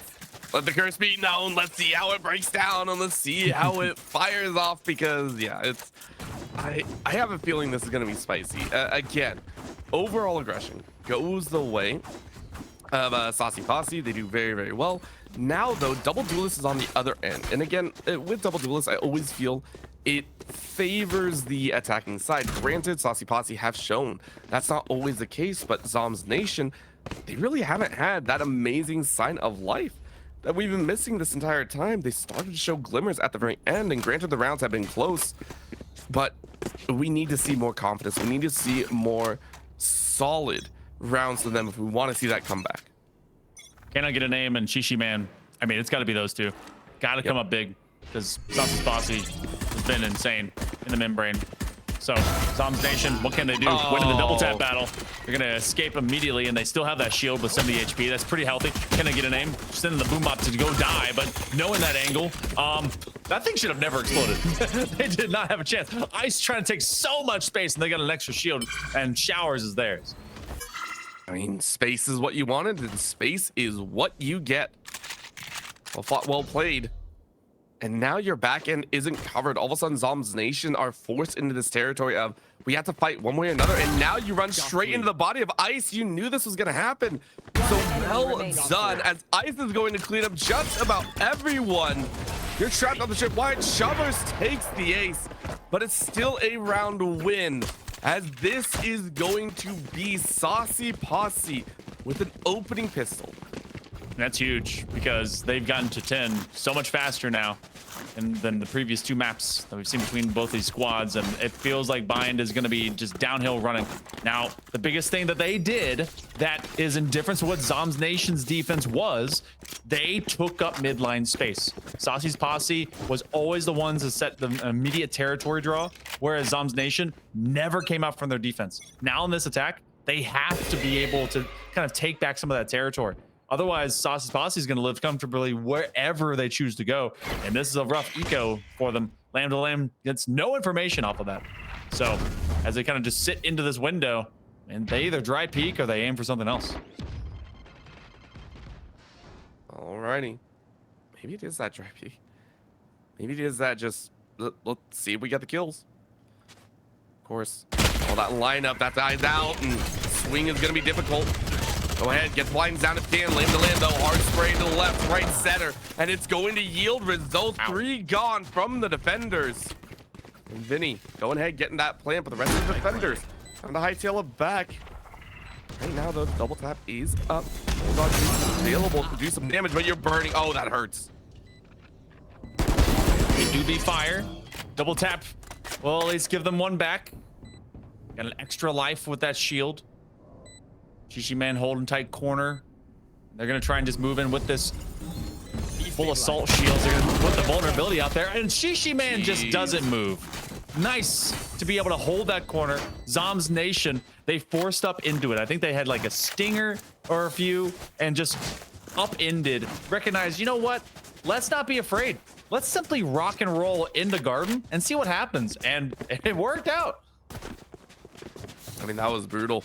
Shishi Man really stepping up, but Lamb to Lamb holding it down with 16 of their own, and we're seeing everyone kind of put their own marks here. Ethan, of course, you want to see them really step up here in this battle. This is the chance that they've been afforded because they won that round. I mean, maybe this is the magic that they just so needed. A little bit of line goes out. The birdie saying hello. No one else being given that space, but a lot of hookah is cleared out now. So you can go ahead and chase if you wish. There's also a TP, but the TP is a little bit further away. So you go ahead and hightail it back. The rotate brings it to a mid. Right here. I mean, this short angle side. How are you going to fight it? Can't really pop too hard. Kill contract could separate them. You're gonna have a lot of numbers, and that's the boom bot. That's gonna go right on by. That corner ain't checked. Oh, they're gonna get him off of 2. Can I get a name? Making great worth out of that stinger. This is the lesser buy for the defense of Saucy's Posse. Zombs Nation just won that previous round and took away their first big buy. And now, with 2 off the board, paint shells, they're gonna separate them again. Shishi Man will find a trade, but again, it's can I get a name from the paint shells? Death from below. That is wild. Death from the grave, even. And right now, it's going to be a dangerous route, as that's just a huge collection of kills on the back end. And it's done. Well done with the flank. And it feels like the side of Zombs Nation got a little bit over eager, and they pushed in, weren't checking their back sides, and lost out a little bit too heavily. So well done to the Posse, as now they get guns back. These trade-up rounds is not favoring Zombs Nation at all. We're gonna have a weird mixed rifle round coming up, bulldogs and ARs. And that previous boombot gave kind of false confidence, as it was aimed to clear that corner walking into lamps. Didn't clear anything on that immediate corner from outside of boxes. It is so tough to kind of keep focus on so many of those sightline positions. You have to be able to kind of understand where it is. The Australian dog, Tasmanian devil rather, is going to get caught onto that iron tube, and they're just looking to kind of set themselves anywhere, and the boombot catches Chubbers as they get caught themselves on the tripwire so much as everyone just jumps into the springboard that is B-side. And springboard yourself in, bring the damage around, and have a party all the way through. Double tap is up. We know what Ice can do with this, but sometimes you just gotta have a little bit of fun, and now bring the kill contract out. But you were spotted out, so that's a hard swing out. And Shishi Man wins it. Not only that, Vinny walks duel outside. Hoop Pack trying to make a miracle, but no miracle here. And that's gonna be a round win. What is going on here? I mean, it is rebellious natures and just continuing to fist fight. It has been drive-bys and drive-bys and drive-bys, not leaving a lot of creds left in the bank. And yet there's still plenty, at least, to kind of do the same things that both these teams have been doing before. Get stingers, get ARs, get whatever you can, and just kind of drag it to the door and get back into this fight. What ultimates do we got? Orbital Strike and Seekers will be a step away. You got Blaze Storm that won't even be considered, at least. You have a Showstopper out of Saucy's Posse. That's probably going to get weaponized here soon, especially because they're holding this tight hookah corridor. I think they're listening for multiple footsteps before they just bounce out via blastback, but they're not going to hear nothing as they get this one to the dome. I mean, this is just the awakening of Zombs Nation. What did I say? Taking this one nice and patiently, and then exploding onto the side if they still wish. But keep in mind, there's another lurk. Ice is making their way around, and they have to move quickly. Zombs Nation go ahead, sprinting their way in, checking every single corner, leaving nothing to waste. Lamb to Lamb wins out against Pooptax, and now the game is actually going to be the death of Shishi Man. Chubbers wins out, but now you got to duel out a little bit more. Lamb to Lamb on the high, swings hard. Chubbers is down, and it's all on Ice once again. Just a sheriff in hand. Not much you can do here. It is Zombs Nation to take another round for themselves. But AR is always going to win the day over Sheriff unless you're just so quick onto the head tap. So they find a couple. Finally, instead of trades, we see a full take. That, though, had at least some weak buys that allowed for the rifles to come up online. Saucy's Posse is in a place of advantage, believe it or not. 11-6 is where they will sit. A lot of ultimates starting to accumulate here for Zombs Nation. They got the Blade Storms, but I mean that doesn't matter. Seekers is really going to be what we weaponize, especially with a Showstopper on either side. This could be a lot of cabbages and a lot of rockets. It looks like they want to throw them out very quickly, but get an aim. They get blinded. Luckily for them, their teammate, they get the kill. My ult's ready. Dangers. Can I get an aim, though? It's about to make a name for themselves. That's a second. And they are working wonders right now. They're saying no curse shall hold us. We shall take the victory, and we're going to chase into you. I love this work as well. You walk right through the trip, and it doesn't even matter. Ice and Pooptax will put the finishing touches. It's a flawless round for this squad. The Posse rides off into sunset, and all they need is one more round. Who knew a flawless round would be preceded or at least started with a sky blinding their teammate? You know what? Typical Valorant things. Iced at 20-11, and it feels like so many of the rest of the squad is really starting to come alive as Zombs Nation. Now they're on life support. They're on death's door, and they got to fight the Grim Reaper with open hands and closed fists. They've got a lot of ultimates. I better not see those sitting on the wayside. Oh boy, here comes the full kill. No, on the top one. They're able to get one early. Ethan Bradbury will catch him on the other side. That's the way to make an explosive entrance, but maybe there's another one around the corner. Double flat pack fires in, doesn't hit. Instead, the Seekers are gonna swarm. So eyes are out. Ethan to the side. That's the eyes, and Ethan wins it. Ice is down 3v3. Now you gotta watch. Showers is so populated. Another blind goes in. Well done. Do you get the kill? Yes, you do. Vinny wins it out, but Saucy's in the top ropes. Saucy is in heaven's side saying, yo, what's up? And they're gonna walk their way through. Lanterns is populated by one. For the defenders, one real nice and clean, but Vinny said no. Plant that tree, get that 7th. The start of a possible run to OT starts now. Seed of doubt planted in the ground of A site. But Zombs Nation, they had to utilize both their ultimates. In fact, both sides did. There is no ult crutching in any of this. Blaze Storm, meh, whatever. Saucy Soy, they've got the orbital strike a step away.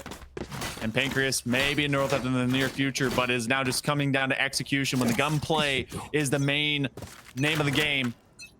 Can Saucy's Posse simply diff this squad? It looks like they want to take over some B-long position. And in fact, they are going to get that orbital strike online as they take over that ult orb from B. That might be the key playmaker, honestly. I think with how fast Zombs Nation is trying to aggress this, it could be very, very big, but at the same time, it's difficult. Cannot get a name. Still wins out in the early 1v1s, but is that going to be enough? Still one in hookah, still one able to hold it down and maybe get another dub. Door opens, shots ring out, and Shishiman wins it. Cannot get a name. Does not win that one, and instead, limb to limb. Five shot and shovers through the wall, though. Two attacks in the smoke, set it all out. And this is where death blossoms. In goes the orbital strike, but it doesn't really catch anyone. That's a big ultimate down, and that means they can hightail it through the portal and go plant on A. An orbital strike, that death from above, that laser beam from ye yonder space just kind of gave them the doorbell saying, you know what? It's time to go. Let's get out of here. Our alarm bell is going off, aiming for that spray. The plant doesn't go through. They're giving themselves some time. Blazestorm does come online. They look away for all of a second. They have just 2 knives left to make something work out. Lamb to lamb will cover down. Now, as you see, Zombs Nation is trying to live out. Ice is going to get some extra support. They're going to have a double tap that will come online as well. That extra shield. Can they walk it in? Orbital, do they walk it out? Do they get this done? Oh, maybe they do. Double tap. Shield is broken. You don't get the revive either on it because there is no revive at all. You don't get a second chance because it's over 8 rounds for Zombs Nation as they are battling to the absolute brink of madness. Every single round coming down to final players, all of what, 2 or so remaining. So they're trying to trade funds around one another. And Zombs Nation, they recognize, all right, gotta calm things down. If this is gonna happen in this round, it will be off of a thrifty. There's Sheriffs and Stinger. So they're playing for next for the most part. 4 rounds to go before ultimate overtime here for this quarterfinal. This opening round has been a flurry of success for both these teams. Neural Theft will be up for Zombs Nation. But look how Saucy's Posse, they're playing it very cool, trying to see if because they can read this eco, if anyone from Saucy's Posse will come out a little bit too quick.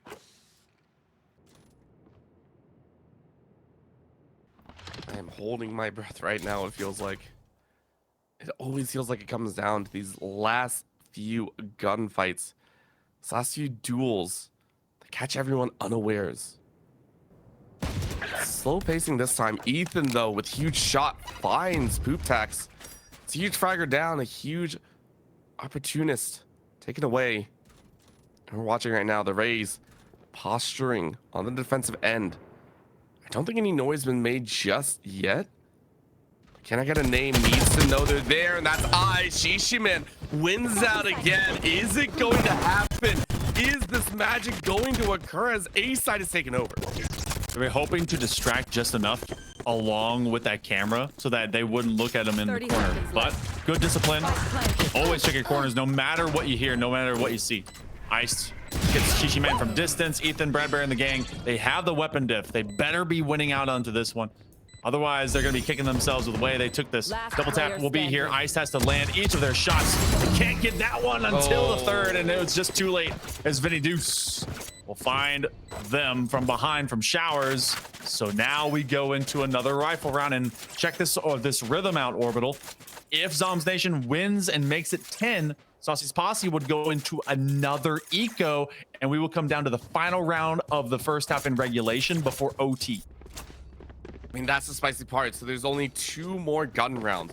currently available for the side of Saucy's Posses. That's what we're currently looking at, and that's scary to me, right? That's going to be that spice of life, and just like you said, it's so close. It feels like it's bearing down on them right now. They did so well. They've been sitting on this, but the curse is creeping up along their back. So I love this quiet play coming out of Zombs Nation. They are quietly working their way through mid, taking it over, clearing out with the camera. Hopefully no pre-fire, but they're gonna meet someone on the back end. Oh, they actually went out through the blind fire, right through the sky smoke. And that's going to come through. They're hoping to get a heal up as they go towards their sky. Please, please, please give me your overgrowth. Poop tax. Aiming to meet them, though. This is a great read. Just off on timing. Gonna get the fadeaway shot and throwing out some extra paint shells. They want to have that TP as an option. It was a 4-1 split. They had only their sky here on B side before they ultimately left their Cypher behind. A lot of tripwires to work through. Otherwise, a Poop tax in the gang, they're set to receive. But it looks like Zombs Nation might have other ideas and other options. Oh, that wolf though. Right now, that's gonna be a showstopper. Open up with the fire. Doesn't land. Live to live though. Finds ice. Poop tax trying to hold down their own, but the shots don't ring true. Shishi Man takes another kill for themselves. Saucy trying to get Saucy with it. But soy sauce ain't hitting just right. 2v3 position. And look at this. A work towards that edge. Seeker swarms in, and with 33 HP, your position known. Only a little bit of magic can make it happen once again. Look at the side angle. Cage goes down, but you know they're in their double cage. Great room, but Shishiman was ready for it. So simple, so clean. It feels like that's all they needed. Shishiman with the 3K as we have reached double digits for Zombs Nation. Last chance coming up and here soon. Now, there is going to be the consideration of a force buy off of these stingers. You do have maybe a judge as well. Depends on how they want to really kind of lend out between one another.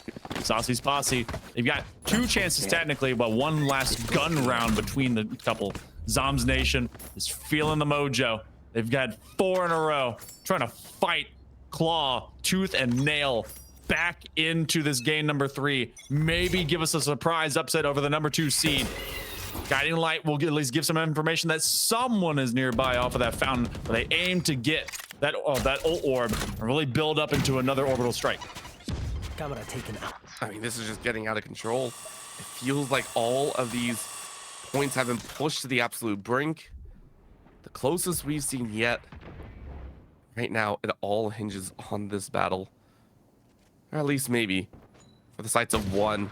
With that smoke falling here very, very shortly, and Lamb to Lamb has been able to find these first bloods, these duels where it just seems almost immeasurable. And he got a chance to peek out on the side. Poop tax gets 1, still losing the life, but it's still a great dub.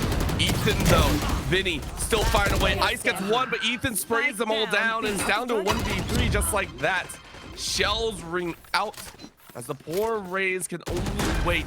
The judge will not have value as Shishiman closes out.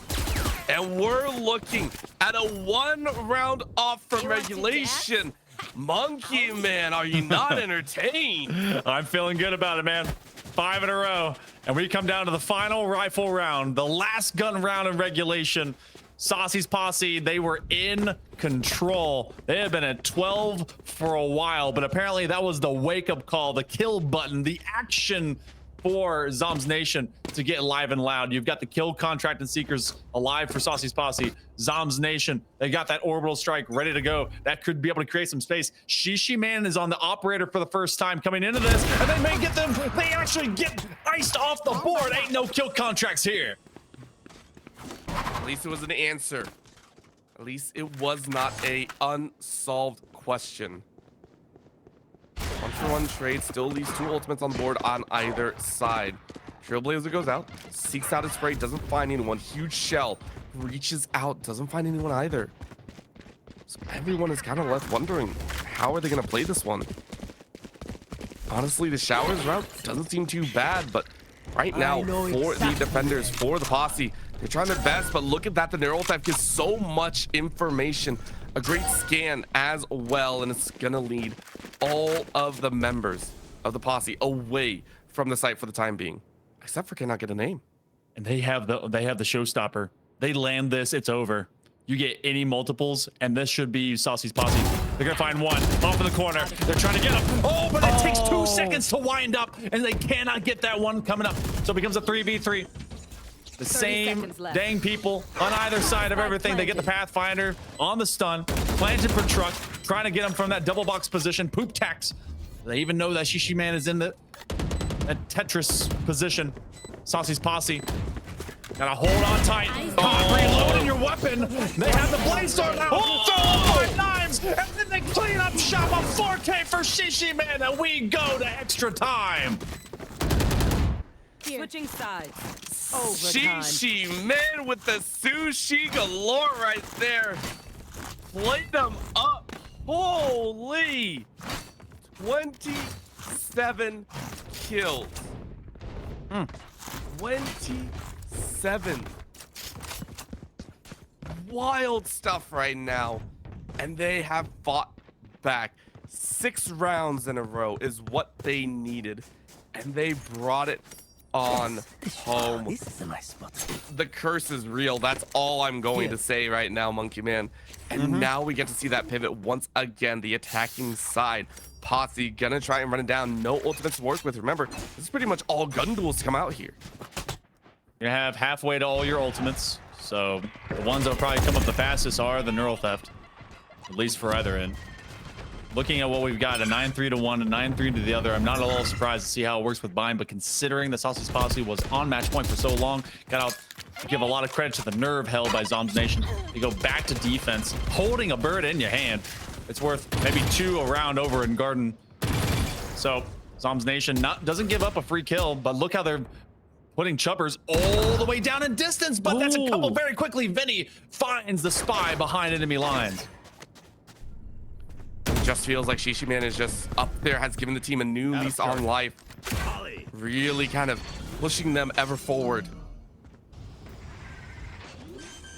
All of a sudden, that's gonna be the smokes coming out here. Tax trying to gather some info, but that smoke covering Shishi Man right now. Shishi Man has the opportunity to create so much chaos right now, and there it drops. Saucy was ready for it though. Saucy knew someone was in there, but it's still overwhelming might. 4v1. Only so much you can do. Ice sees one to the left side, Sing to the right, but it's gonna be overwhelming. As for the first time, and I think a majority share of this game, we see a lead to the side of Zombs Nation. Zombs Nation has been chasing after Saucy's Posse this entire map number 3. They haven't had a lead since map number 2, and that was in Pistol. And since then, they have just been kind of dropped off the face of the earth. Zombs Nation now trying to pull off the upset. Can they do it in single overtime fashion? The obvious side that has, I guess, power into this is defense. They've been able to kind of, or rather attacking side, able to bring it back in a big way. Saucy's Posse, this defense has to be immaculate. They try to get super aggressive about it. And that's going to be the Pathfinder, but look how they quickly come out. Lamb to Lamb gets rid of Ice, but it's a killing gallery over in Market. Oh, but a catch up from behind. Oh, this is kill. This is going to be the end of it. 2v1. Chubbers has to make up ground. Saucy's Posse, everything rides on their Sentinel. Spike drop. And honestly, that's so hard to say. It's a Cypher. You have almost no cover. You got really nothing to work with. It hurts so much. Crossfire is all they need. Magic needs to happen. And I don't think it's gonna work. This feels like it's gonna be GG. But maybe you can get away. Checking out the lantern side. Heavy push out on the other end. Take a look at how deep they are, but there they go. They rotate back. Cage goes down. Stopper. A couple of cyber cages. They try to bait it. They're going to be able to hold that for a long time. They know they're not nearby. It's a 1v2, and that's a double cross up. But that's going to be it. You're all crossed up, and they're crossed out. Saucy's Posse will fall. Zombies Nation will plant their flag, and we'll be moving on to the U of T Intramural Playoff semifinals. It was 13-7. 13-6 against them. And then when they were in the bin orbital, facing a 12 on the other side of the scoreboard, simply shrugged it off and able to get 6 rounds in a row. What nerve these players have to have. They made it through. not just six in regular time. True. That was the deal. They closed it out cleanly, 2 rounds straight, and it was magic. Again, Ethan, these duelists every single time, on both sides, by the way, because it happened with Iced as well. Every duelist steps up at the weirdest times. I swear, it's like, hey, I don't know what you guys are doing, but seriously, stop giving us heart attacks because, hey, final round comes in. We think it's going to go right back to OT. Ethan comes out with a beautiful flank, and it catches the entirety of the posse off guard. So well done. Well, we're going to give you guys a wonderful treat as we actually will have an interview after this short break. Someone from Zombs Nation will be showing up for us, but don't go too far as we'll be back with that interview right after this.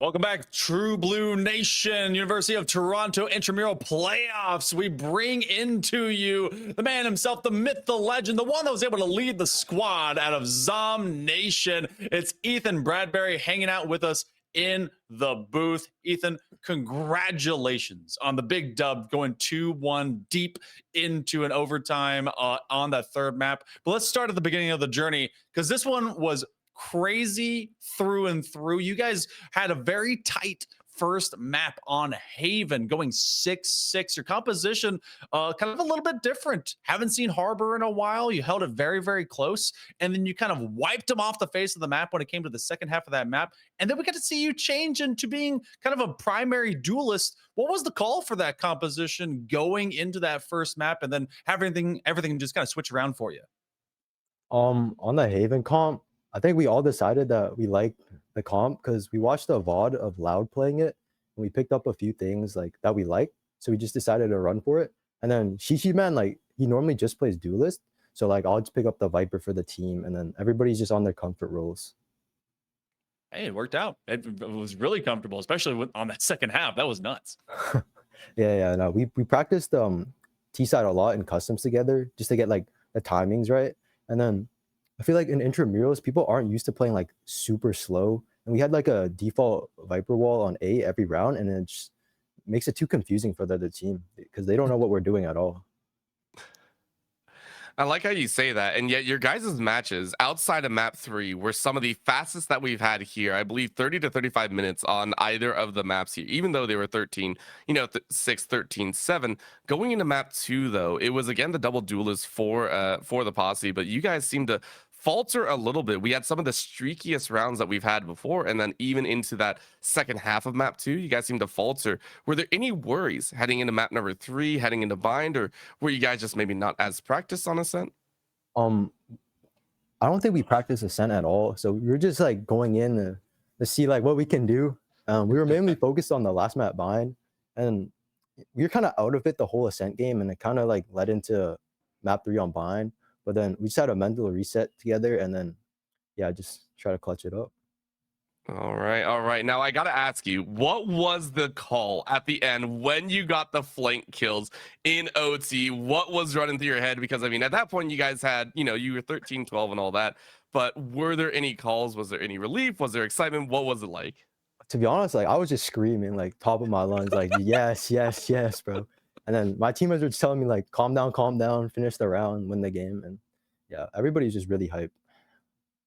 You know what? It was party bus the entire way. I mean, as streaky as it was, the comeback kids you guys got to be. 9-3 curse was nuts at the end. You guys turned it into an OT. You won 8 rounds in a row, walked that squad of Saucy's Posse straight out of the bracket. And you'll be moving on to the semifinals, where you get to face the winner between Team 4 and Team 15. But I need to know, for all the love you give your squad, I mean, any big shout outs to any of your fans or fam out there, anyone that was, pro Zombie Nation for supporting you guys today? Oh yeah, for sure. Shout out my girlfriend Fiona. She was in Twitch Nice. chat supporting us. Shout out to my teammate's girlfriend too, Clive's girlfriend Tiffany. She was in there.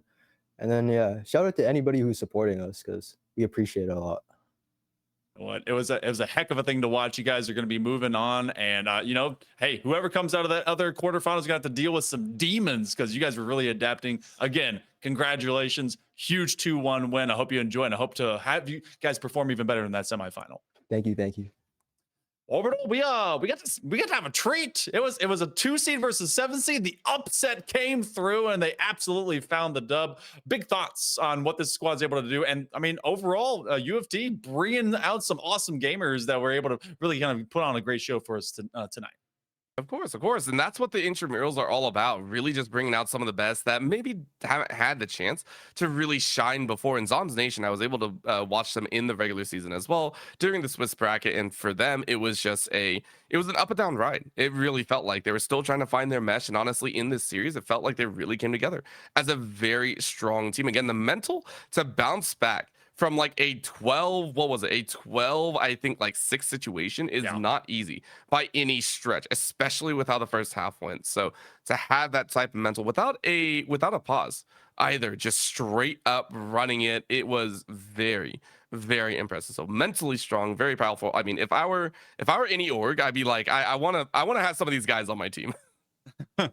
You know what? They maybe have a chance to really kind of prove that later on. But for right now, they get to move on later into the bracket. We'll get to figure out all of the awesome, I guess, the other competitors that will be moving on from these single elimination best of threes, as this is still going forward. Quarters was tonight, tomorrow, and Sunday. You got semifinals tomorrow, and you've got Sunday with this intramural playoff championship. And if you want to get involved, make sure to join into the overall program Discord here for the University of Toronto. True Blue wants you to be able to hang out with them and all the esports that they're putting together. And shout out over to our fantastic production, both Z-Line as well as Block Awesome, as they did the observing, able to account for any technical miscues and made it an overall beautiful product. But for tonight, I'm Hell Monkey Man. This has been Orbital. You have been just utterly fantastic. We hope to see you tomorrow. But for tonight, have a great night, and we'll see you next time.